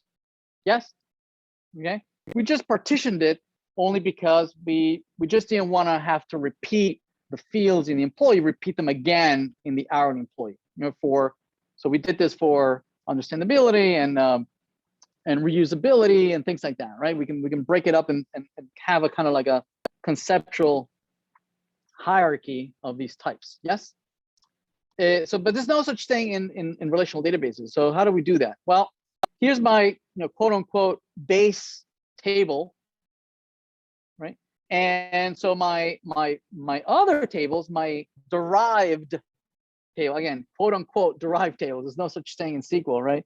But the closest thing we can do is, again, we're going to have an ID, primary key. Now that primary key, we would like to be able to think an instance record in my base table, right, should have a one-to-one relationship with a record in my derived table, right? It's just that some of the fields will live in one table and some of the other fields will live in another table. Yes, right? But there's a one-to-one. Really, when I recreate the data, I would like them to join them and then be one single instance. Yes, right? So the way we enforce that is that my primary key, right, is also a foreign key, right, to the base table. Yes, they're one-to-one relationship. Okay. Also, we are enforcing a composite relationship, right? It would make no sense to have a record here and not have an equivalent record in the other table, in the other table. Yes, right. One cannot exist with the other. So if my parent is deleted, right? If my parent record is deleted, I also should not exist. Right? If the employee instance doesn't exist, well, I shouldn't exist either. So we do a cascade delete, right? If that record is removed, well, so am I. Okay, make sense? Yes.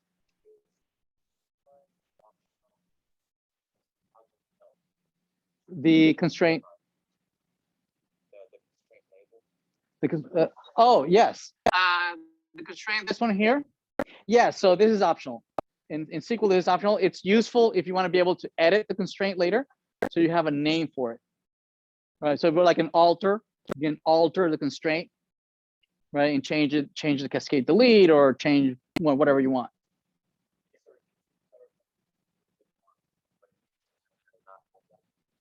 So if you don't have the name, right, then you need to maybe and you want to make changes to your table, right, you would have to maybe redeclare the table, right, with a different constraint.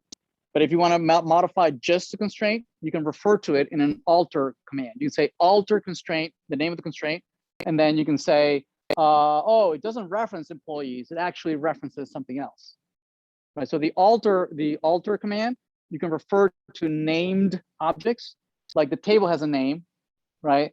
But the constraint doesn't necessarily have to have a name, but it's a good practice to give it a name anyway, so you can alter it later.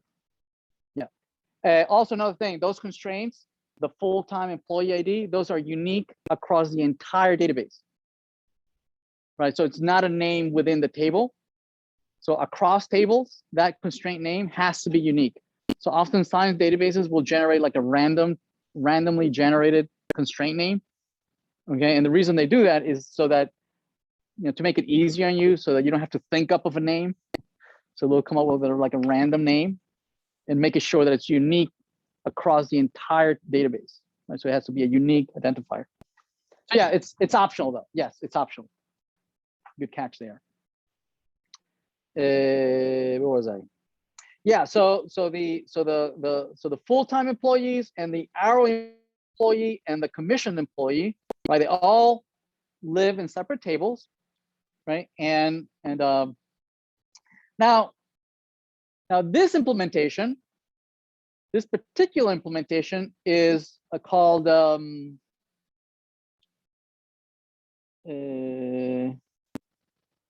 it's called the normalized inheritance implementation. Normalized meaning we split up the tables, you know, into individual the individual classes we implemented with individual tables, and it's the most intuitive implementation. I said one class, one table, one class, one table. Yes. Now imagine though, if you had, you know, one base class, then an inheritance layer, right, of derived classes, and then you have another derived classes underneath, right? Because in object oriented, you can have really long chains of inheritance. Yes, right.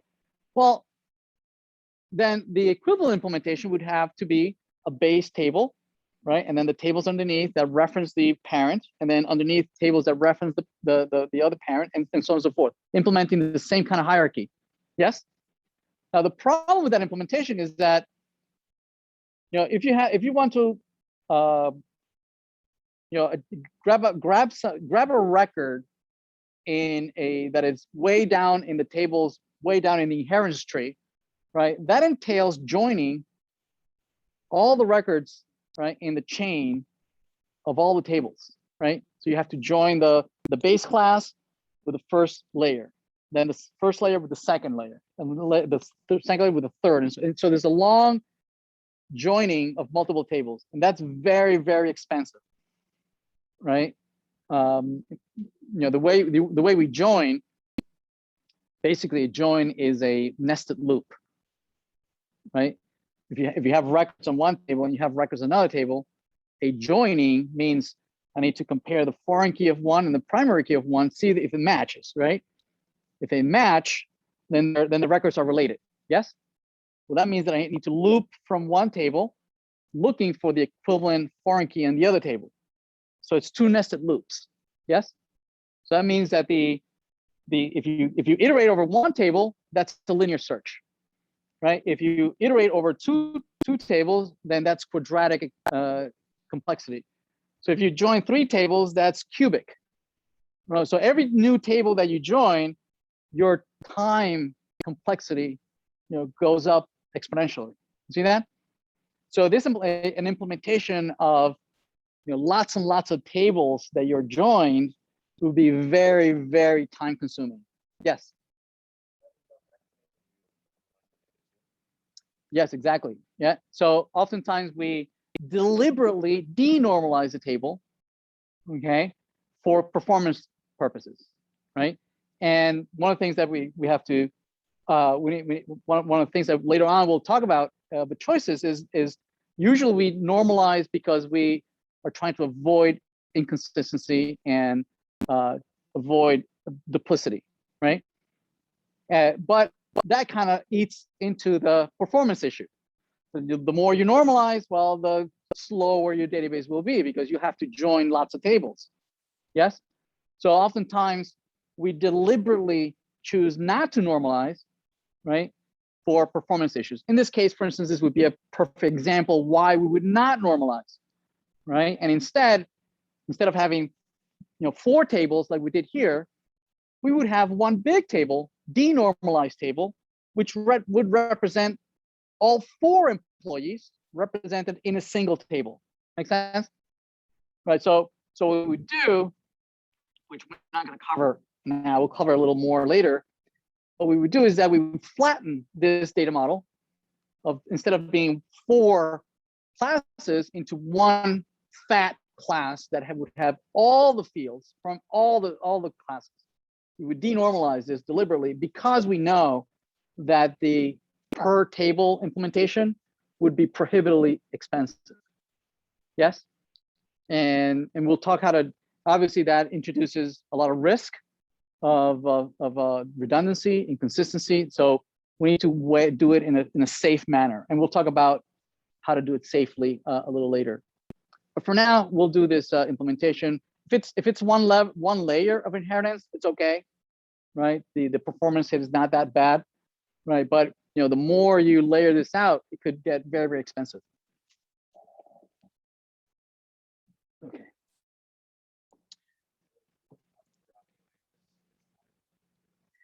No, actually, in industry, typically, you don't even consider going even one layer. You'll go directly to the denormalized implementation by default. But you don't do it yourself. Tools do it for you. So, for instance, if you use ORMs, like we'll see a little later, which you implement your classes. You hit the button, and the default choice, it will generate the denormalized implementation. You have to explicitly tell it that you don't want the denormalized implementation, and then it'll generate the huge hierarchy. Yeah, no. From a class diagram point of view, this is how you draw it. But when you hit the button to actually implement the equivalent relational model, it will implement the denormalized implementation. So from UML, it's still normalized, right? You have the nice hierarchy, you have everything, right? But when you ask the tool to do it for you, by default, it will choose the denormalized implementation. Yeah, in the UML, you always stay normalized. UML, you always stay normalized, yes. But the action implementation, there's 3 implementations. There's the normalized, which is what we're doing here. There's the denormalized, and there's the one in between. What's it called? One of them is normalized. The other one is table per class or something like that, which is kind of like a mixture of both, right? What it'll do is that it'll implement the normalized version, which is one table per class. But what it'll do is that it'll copy all the fields from the base classes. It'll copy the fields again into the derived classes, right? And all the way down, right? So if you have 3 fields at the top, and then 4 fields in the middle, and then 6 fields at the bottom. So at the bottom, it'll generate 20 fields with all the fields. So it's kind of like denormalized, but all the way at the bottom. So there's no need to join, because the data is already in that row, right? So now you have the benefits of being normalized, but then also you get the performance back because the data is already in that record, already merged. So there's no need to do the there's a whole section that we're going to talk about all these issues. They're pretty cool. But yeah, and the reason is that the reason there's many options of doing it one way or doing it another way is because the fact that SQL just doesn't support it, right? SQL doesn't support inheritance.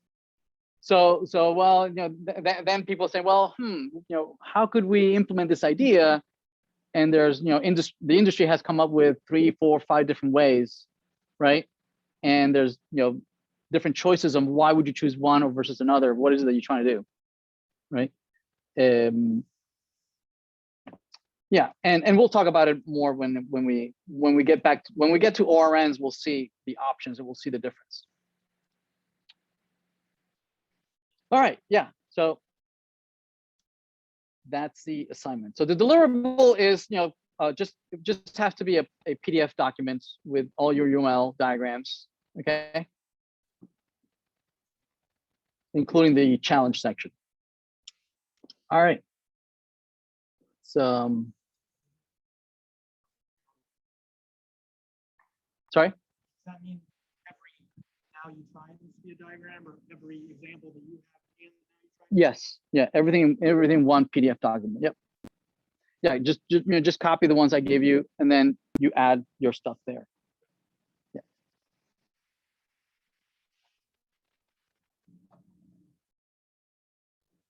All right. Let's get back where we were.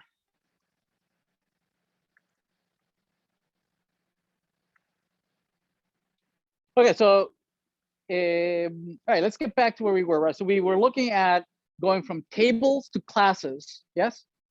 Now let's explore going the other way around, from classes to tables. Okay. So say so the algorithm goes something like this. It's kind of like the inverse operation of what we just did, right? Before we went, for every table, generate a class. Here, for every class, generate a table. Okay. So create a table for each class whose fields are the attributes of the class. Okay. So choose a primary key for each table. Notice that we're coming from a class diagram that is not going to have the IDs, right? It's not going to have any of the primary keys, right? So here, we're just going to assume that any new table that we create, by default, we're going to add a primary key, okay? Right, we're going to assume that they all going to have a primary key.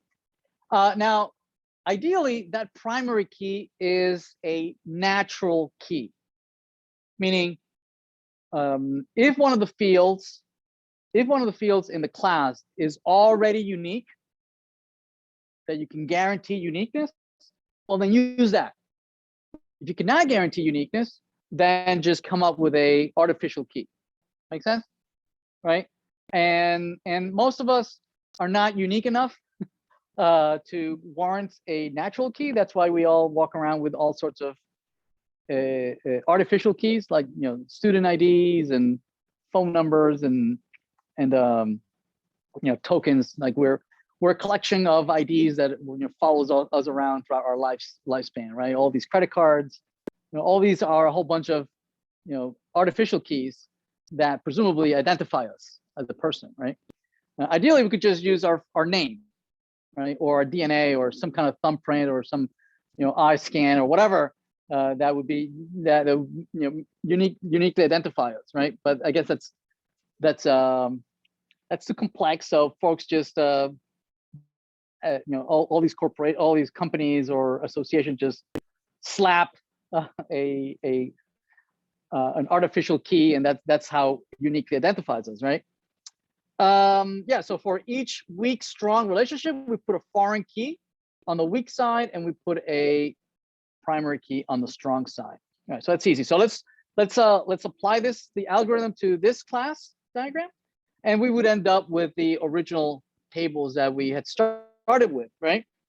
Now these tables that we come up with, we can massage them a little bit, right? And see if we can improve them a little bit. So, for instance, we might realize that actually we didn't need these artificial keys, right? That actually we know that department names within university, they're unique, right? So we can do away with the artificial key DID and just keep the department name. So we remove the DID and just keep the department name. But that means that all the foreign keys that we're referencing the department have to be fixed as well, right? So for instance, the students had the foreign keys referencing the primary key, but no, not anymore, right? So we need to change the foreign keys to varchar referencing the the department name. Yes. Same thing with anybody else we're referencing the department. We can also, knowing that some of the relationships are one-to-one, right? We can say, well, instead of having this artificial key of permanent ID, well, I could use the student ID as my unique identifier, right? So that could be now my student ID was a foreign key that pointed to the student, but because of the one-to-one, I don't really need this primary key. My foreign key can also be my primary key. Yes. So my student ID is now both a foreign key and a primary key. Also, based on some rules, business rules that we might know about the university, that they might enforce the fact that students cannot enroll more than once in a particular section. Because we can enforce that with referential integrity, right? So for instance, instead of having this artificial key of EID, we can enforce the fact that students cannot enroll twice in the same section by combining the two foreign keys into a primary key. So now this is a compound primary key that together, student ID, the combination of section ID and student ID is unique. Yes? Okay. We'll see later on, whether it should be student ID, section ID, or section ID and student ID. That's also a decision, which goes first and later. No, we'll see for performance reasons, we might go one way or the other, but we'll talk about that a little later. Right, but here, notice that combining the two is enforcing a rule, right? Such as somebody you can't enroll more than once. The course used to be pointing to the department as a foreign key. We're going to change that to the department name, right? Because now it's a unique identifier. Yes. Sorry, in the previous slide when you had the IDs compounded. Yeah. If we were doing a query, would we require to say where ID is this comma that like should be mentioning both of them? No, you could do a query with just one of them. So it would give you all the enrollments for a section, or all the enrollments for a student, right? But if you want a particular enrollment, then you have to provide both. Yeah, and so that's the question of, well, what do you normally do? Right? Do you normally provide both? Do you normally provide one or the other? And that forces informs us on, depending on what kind of queries are you doing, like, is it typical for you to ask the enrollments for a section? Is that more typical than asking for all the students enrollments for a particular student, right? Which one is more? And that decides on whether you're going to go with student ID or the other one, right? And in which order do you decide to go, right? Because one is more, then it would be one more expensive than the other. Yes.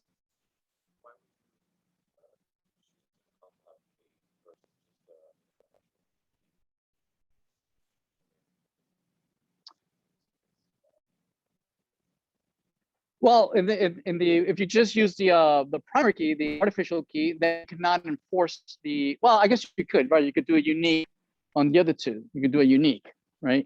But also we said that we were trying to eliminate anything that didn't necessarily have a representation in the real world, like social security number is artificial, right? Could they have used my first name and last name, right, to uniquely identify me as part of the social, IRS.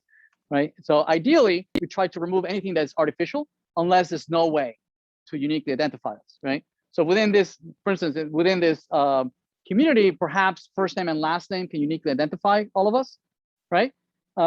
Maybe it's unlikely that we find two people that have the exact same first name and last name.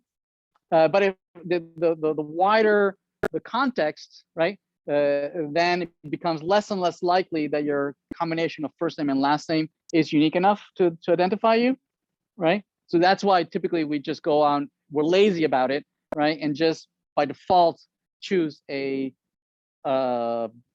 artificial key. Right? So when you just see primary keys are artificial keys, is because folks were lazy enough not to consider what other fields might make it unique. Yeah, and we lazily just come up with an artificial key and don't even bother considering that the combination of two other keys might make you unique enough that you don't need a artificial key.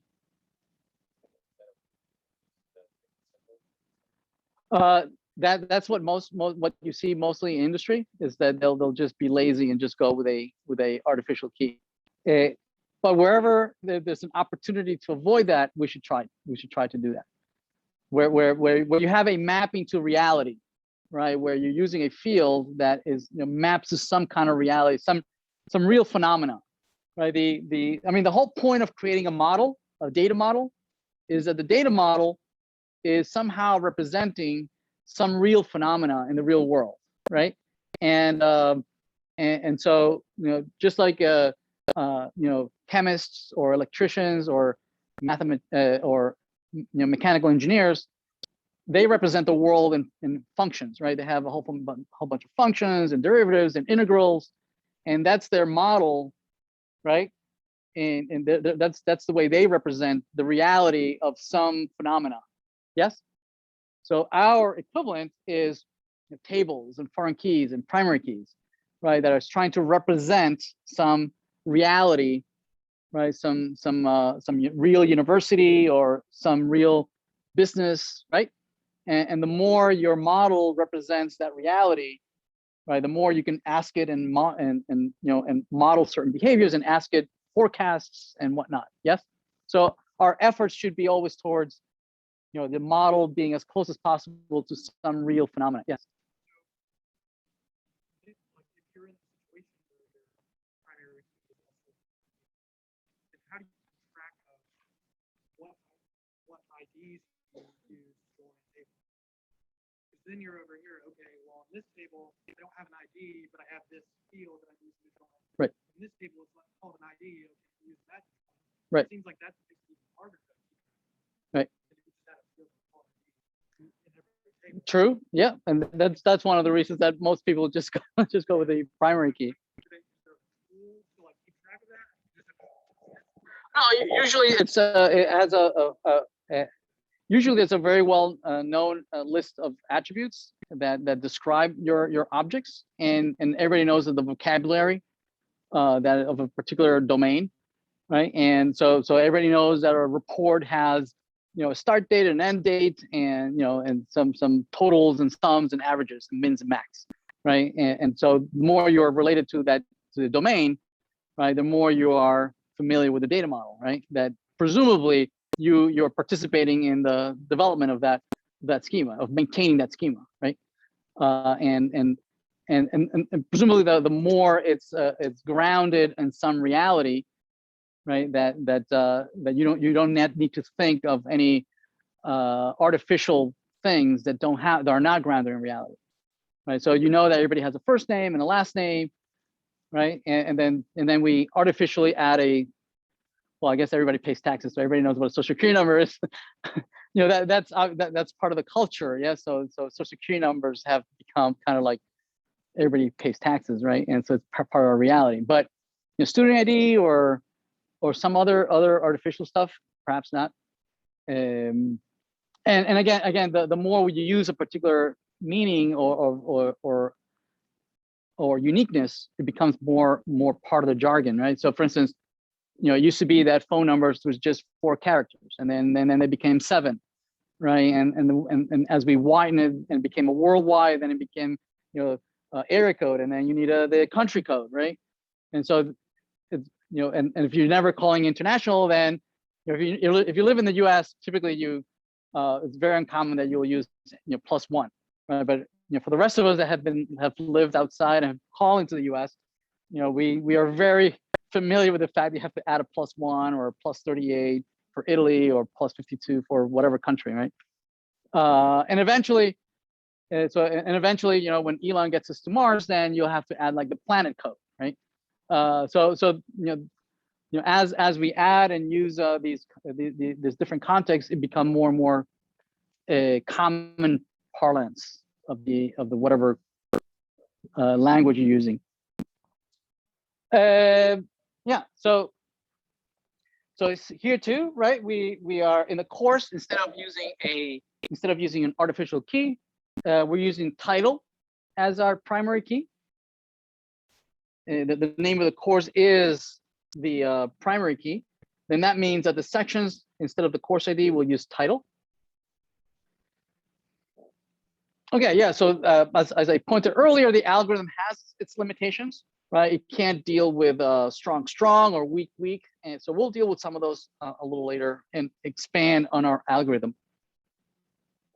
Requirements analysis, yeah, so this goes a little bit into the what we talked earlier in use cases, right? When, how is it that, why are we even implementing this? That presumably there's some business need that we interview all the folks that are interested or are pushing for this design. We gather the requirements, and we come up with a preliminary class diagram, and it's an iterative process, right? We come up with an initial class diagram, and the more we discuss it with the client and other engineers, we iteratively modify the class diagram to represent better the reality. Okay, so for instance, we might interview all sorts of folks and come back. For instance, here's a requirement specification in plain English. The university is composed of a whole bunch of departments: academic departments, mathematics departments, drama. And they're responsible for offering courses. Non-academic departments, such as admissions and dining halls, right, are responsible for other tasks. And so us as engineers, we're interviewing the dean or the other folks in the organization, and we have to let them ramble, right? They're going to ramble on and on and on, explaining a whole bunch of stuff. A lot of the interview is going to be our client talking about irrelevant stuff, things that has absolutely nothing to do with what we're building. Yes, but there will be some nuggets of stuff that it is the thing that we're building. Yes, and it is our responsibility to understand, well, are we building that or not, right? So they're talking about courses, right? They're talking about academic departments, and that looks like something we need to model. But then they're talking about non-academic departments, about dining halls and admissions. So wait, are we building that? Is that part of the requirement? And they might ask, oh, no, forget it. No, we just want the academic part of this, right? So it's our responsibility to determine, what is it that we're building and what is it that we're not building, right? Because our clients will ramble on talking about irrelevant stuff, and they'll spend tons of time explaining things that are irrelevant, and spend very little time talking about the things that are relevant. A lot of things that sometimes they'll assume that we know a lot of stuff, right? And we might not. Yeah, so each student at the university has a graduation year. They major in a particular department. They might enroll in 0 or more courses. And so us as wearing our business analyst hat, we're underlying all these nouns, right? We're underlying all these verbs, okay? All these verb phrases. And later on, we'll meet with our team and come up with a vocabulary, right? A dictionary that lists every possible noun, every possible verb, every possible verb phrase, and we'll have to sift through these, right? And we'll vet them until we have the official list of nouns and the official list of verbs. Some nouns will be aliases to other nouns, right? Will mean the same thing, but they use 2-3 different ways of calling the same thing. We have to vet that and say, no. We're only gonna call it this, right? It's only gonna ever be called a course or a section or whatever. And we have to, engage the client and agree on the terminology. And same thing with the verbs, right?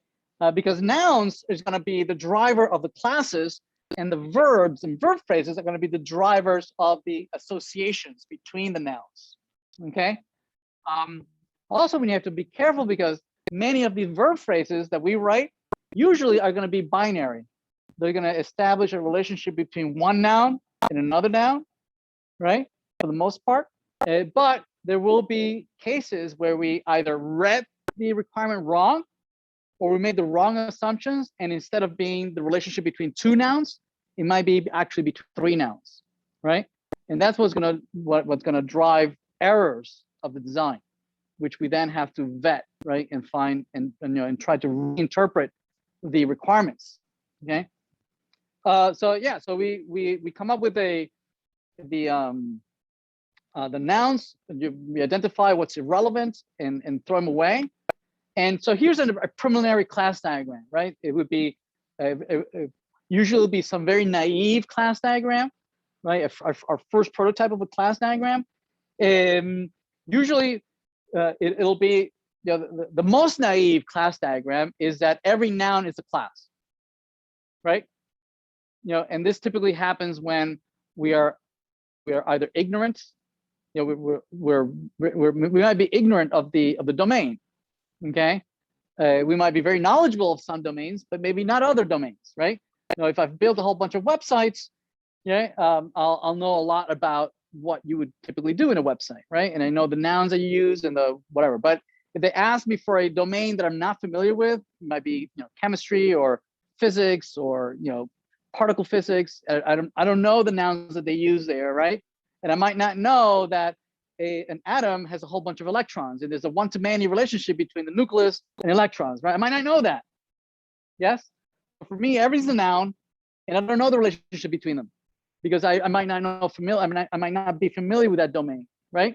So for me, every noun is as important as any other noun. Yes. Obviously, the more I know about the domain, the more I can put in my own biases and knowledge into this. But here's a preliminary one where you have nouns for student, grades, professors, sections, years, course, departments, and my first approximation of where you have a one-to-many, a many-to-many, and whatnot. Yes. So let's start in analyzing our initial example, our initial guess of what the class diagram might be. What's wrong with it? Right? What can we find? Okay, so first we need to identify what we call inadequate relationships, right? Inappropriate relationships, right? What is it? If you see two nouns and there's a relationship, is that relationship adequate? Is it okay, right?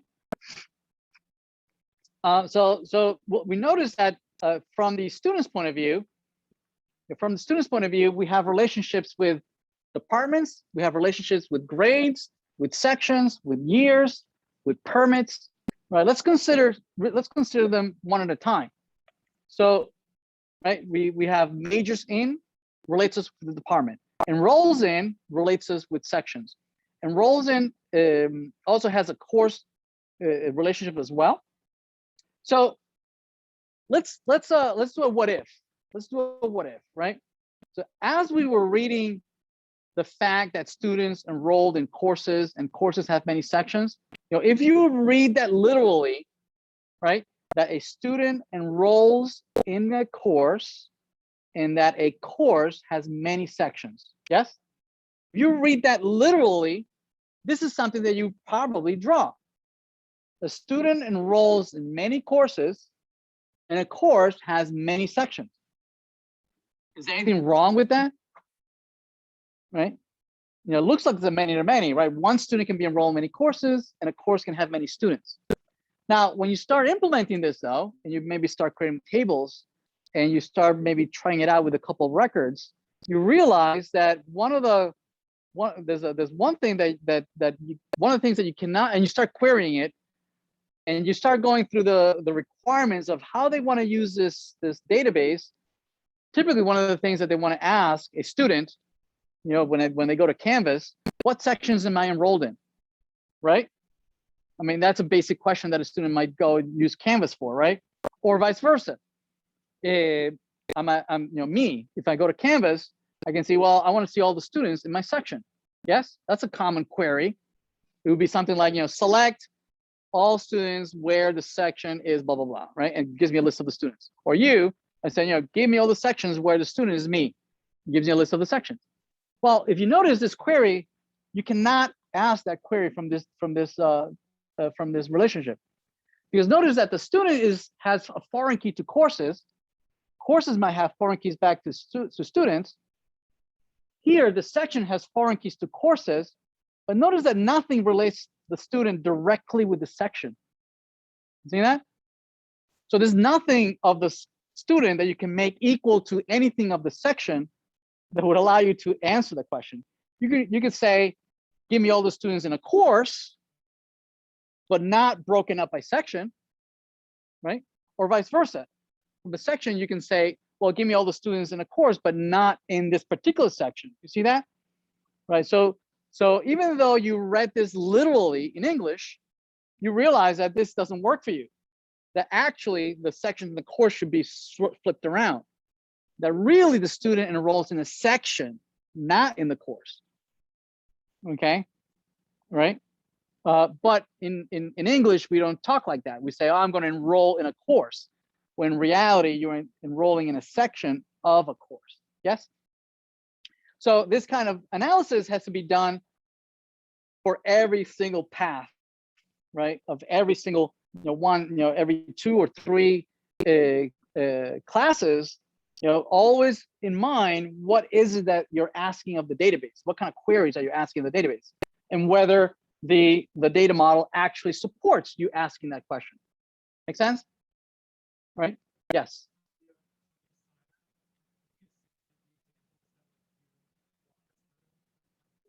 Yes, we're not looking at any particular query. Yes.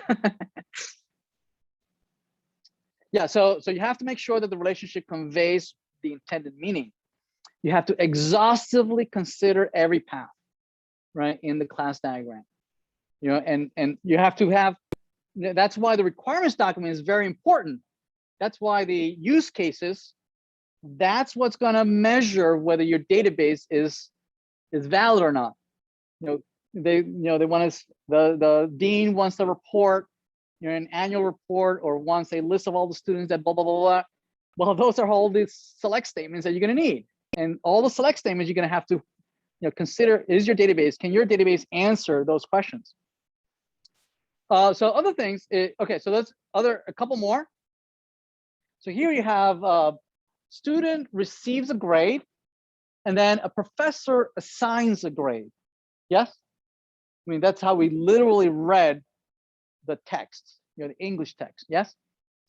But notice that there's no way of answering that, yes, the student got a grade. They got a grade on what? For what? For math, for drama, for computer science, for what course or what section were they enrolled, right? It's this grade is hanging out all by itself, but there's no way to relate it to that you got this A in databases. Yes. Okay. And so that usually that happens when we read the English way too literally, right? And we only read 2 nouns at a time. Okay, the actual sentence related not just 2 nouns, but actually 3 nouns, right? We read student receives a grade. Actually, it was a longer verb phrase that says that the student receives a grade for an enrolled section, right? So not just 2 nouns were related, 3 nouns were related, right? Same thing down below, professor assigns a grade. No, professor assigns a grade to a student in their section, right? So that means that now it's not just a two-way relationship between a student and a grade, it's actually a 3-way relation. Somebody was asking that you can have a not just 2 nouns related, right, with a line, but you can have a 3rd or even 4 lines, right, that relate 3 or 4 grades. And in UML, this is perfectly fine. You have a line, you have a node that relates three classes. If it's UML, you don't have to do anything else. There you go, you're done, right? But obviously you can't implement this in SQL. You have to go a little further. You have to convert it, to convert that relationship, right, into a reified version of a dedicated class that has those relationships between the other nouns. Make sense? So obviously there's going to become a mapping class, mapping table with foreign keys to all the others. Yes? Okay. So we're going to go that way. So knowing that we identified a 2-way relationship which was actually 3-way, we can now go back to our class diagram, right? We can go back to the class diagram. We reified it. This is what I just explained. Binary becomes a 3-way. So we replace the grade right? With a three-way that goes out to the student, the section, the assigns, right? And the grade. Okay. So replace that. Now I can answer that student got a particular grade in this particular section, assigned by this particular professor, right? I can answer that. But we introduced a problem, right? We introduced a problem, and you know, wherever you see a cycle, which this one has tons of cycles everywhere, right? You have to, you know, you have to make sure does that cycle, right, create some redundancy, right? Meaning, I should only be able to navigate, right? My query should only be able to be answered in a particular way, right? In one path. If there's multiple paths that allow you to answer the same question or the same query, right? If you join these two tables or you join these other two tables in some other path, then that means you have redundancy, right? And so those things we have to remove. So let's look at that. So we removed inadequate relationships, but we might have introduced redundancies. Okay. You know, when, for instance, when we ask the question, the SQL query, you know, I want to know all the sections a student is enrolled in. Well, looking at this cycle, right? I have a relationship of student grades, you know, in the sections. I can join these three tables, right? But I can also go, you know, in different paths. I can join multiple things and be able to answer the same question. I can, instead of going this way, I can go this other way, right, and answer the same question. So I need to consider all the different things that I can join, right, that to answer the same question, right? So for instance, the enrolls relationship is redundant, right? So here's an example, right? We have the grade assignment that points to the section, points to the professor, and assigns. And so if we know, for instance, that a professor is only teaching a particular section, right, and that's the only professor that teaches that section, well, there's no need to have that link over there, because as opposed to having multiple professors for the same section, right? If it's only one professor per section, then the relationship of the section to the professor, we could just leave that there. Okay. Later on, actually, the professor was gonna. We'll see in a minute that we're gonna make a decision that the only thing that the only way we're gonna capture the professor here is by the username. So the professor is not even gonna have a class of its own. We're just gonna, it's just gonna be a field in some other class. Right? We'll see that in a minute.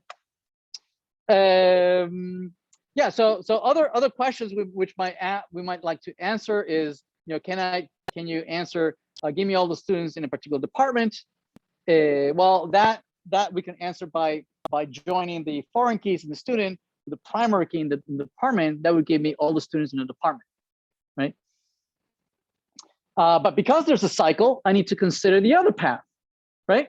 Can I answer the same question of going from the student to the grade assignment to the section to the course of the department? And I can't, right? That one would allow me to list all the students in the university, but it won't allow me to break it down by department, right? Right. So for that query, the two paths are not redundant, right? But notice this, right? Something is redundant depending on the question you're asking, right? If I change the question, maybe now the answer could be that it is redundant, right? So that's important, right? That's why the requirements drive everything, whether your database is good or not. We'll see later on, you know, what happens if we change a requirement. Something that was okay in a previous version of the requirements becomes not okay, right, as the requirements evolve, right? Yeah, so we check all the relationships for redundancy. So we remove some the assigns, we remove the enrolls, and so you end up something like this, right? So you just have students, grade assignments, grade sections, and the press is no longer connected to the grade assignments. Okay.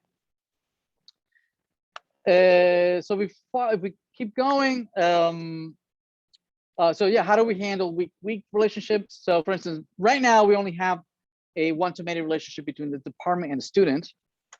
But what if we had a many-to-many? Yeah, many-to-many.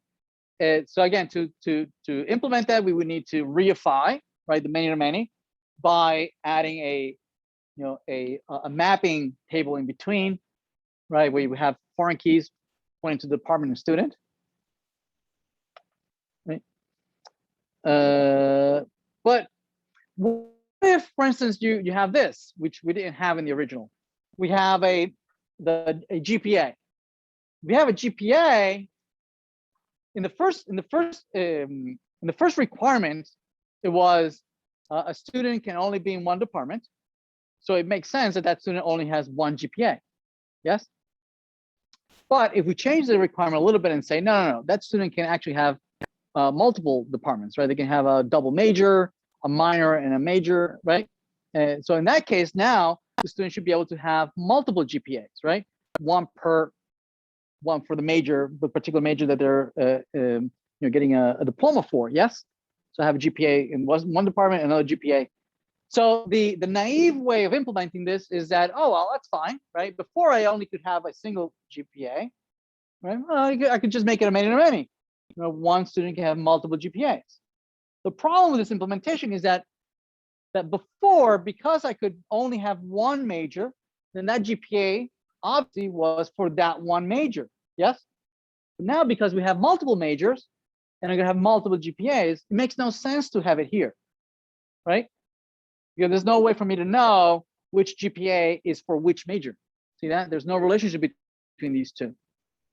Right? So it makes no sense for it to be here, right? Instead, we need to move it around somehow so that it's has a dependency, some relationship with the department. So we'll have to move that around again as the requirements change, right? The database needs to adapt. So yeah, so we hang it off of here, and again, there's the three-way that we talked about earlier, right? With this relationship between the student and department, and then you have this. And notice that it's not dotted, right? It's not an association, right? There's a many-to-many in there. But obviously we need to reify this, right? We need to convert this into something we can actually implement. So we replace it with a mapping table in between that has foreign keys everywhere, right? To all the other three, right? Then might say, well, what if you allow the student, to have a undeclared, right? I don't belong to any department, right?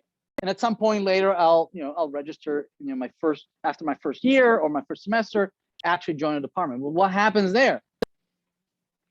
So notice now the department has a 0 to 1, meaning it's optional. Maybe you're just a student of record, but you don't have a foreign key to any department, right? Because you're not enrolled, right, in any one department. You're undeclared. So same thing would happen to the major. You don't have a GPA, right? Because I don't know what to assign it to what department to assign it to. But if I allow, does it make sense to have it here, right? To even have a record in the GPA if you're not even assigned. Notice that this would allow me to give you GPA even though you're not assigned to any department. So that's not a good place to put it. So a better place to put it is to have a mapping here that, again, it's optional. You might have or not have a record, right? But if you do have a record, then you have a department and an associated major ID, major GPA. Okay.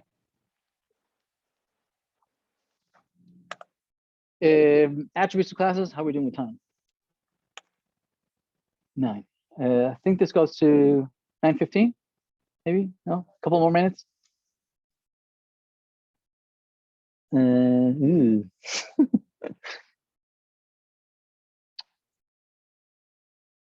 Well, attributes to classes, that's trivial, right? It's it's a lot of the fields. At first for us, every noun was a class, right? But it might not be the case, right? It might be that things such as year, right, or grade, right? Instead of being its own class, right? Perhaps it could be just an attribute. Right? Again, that's a design decision. Professors, right? If we're just capturing their username, right? Then it could just be an attribute. You know, if instead we're capturing their office, right? Whether they're tenured, you know, whatever. If we have a lot of information about the professor, then yes, they warrant an entire table. But if the only thing we're capturing is the username, then maybe then it's not worth to have a dedicated table, right? It could just be an attribute in the section. Yes, right? Again, those decisions are yours depending on how granular, right, you want to capture it. Yes. You know, so license plate, for instance, you know, all this, you know, does it have to have a dedicated table, or could it be just part of the permit, right? Just an attribute. Yes.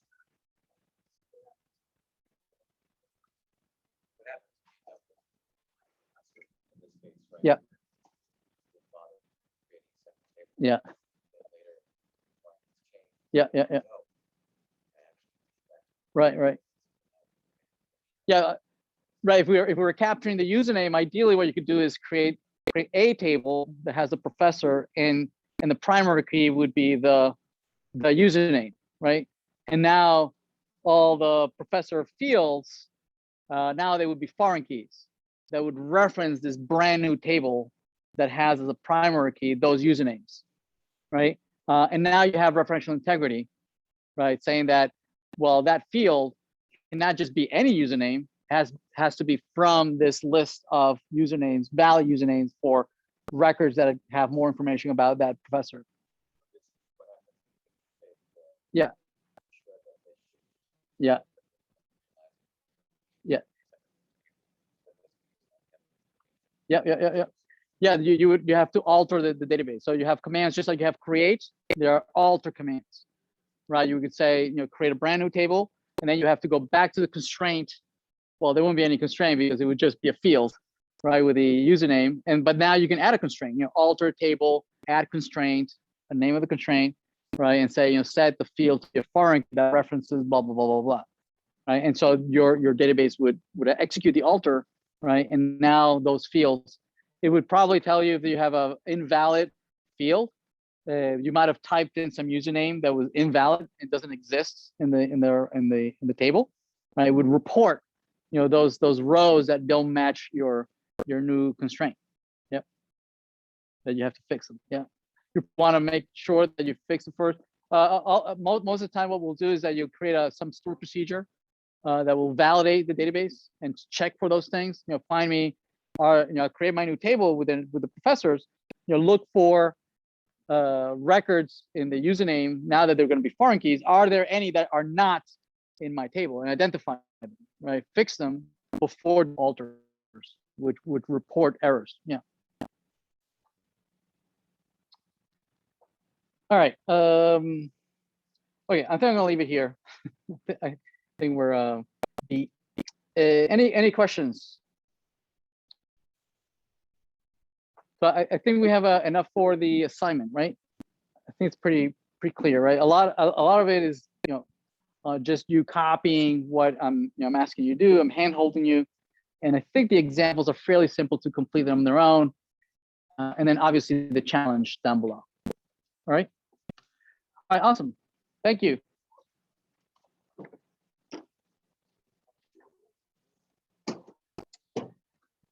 All right, everyone. Any questions online?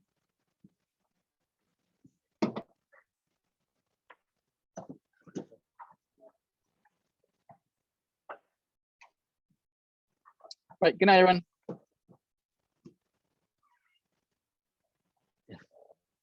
For assignments, what is this line? What is index? Yeah, that's for performance. Remember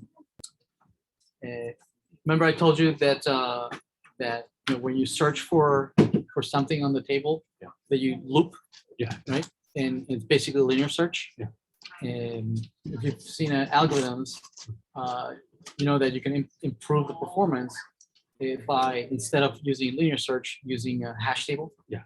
Right. And so if you so indexing creates a hash table, right? And so that you can use the value as a hash, it allows you to jump directly to the row. Yeah. Instead of having to look through it. So indexing is a mechanism for improving performance I see. using hashing. Okay, just wonder, like, we will cover more details later. Yeah. There's a section on indexing and Oh, okay. transactions and whatnot. Yes. So, and also, like creating these tables, do we like create them on Workbench, or we need to?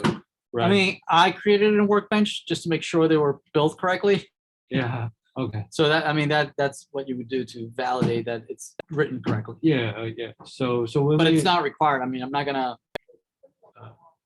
validate it. I'm just gonna read it and Yeah, I mean, like we just like click on the Workbench, then like these code are auto generated, then we Yeah. copy them and submit. Yeah. Okay. Yep. Thanks. Just a quick one. Could you Yes. open the week 3 module? week 3. Yeah, I just want to read it first. Sure. Thank you so much. Have a nice day. All right. Thank you. Hi, Professor. Hi. Interesting stuff. Yeah. I was wondering, a while ago, a developer at work told me, this was when I was working as a tech writer Uh-huh. and trying to learn database on the job. Told me, storage is cheap, so we don't really bother Yeah. normalizing anything. Yeah.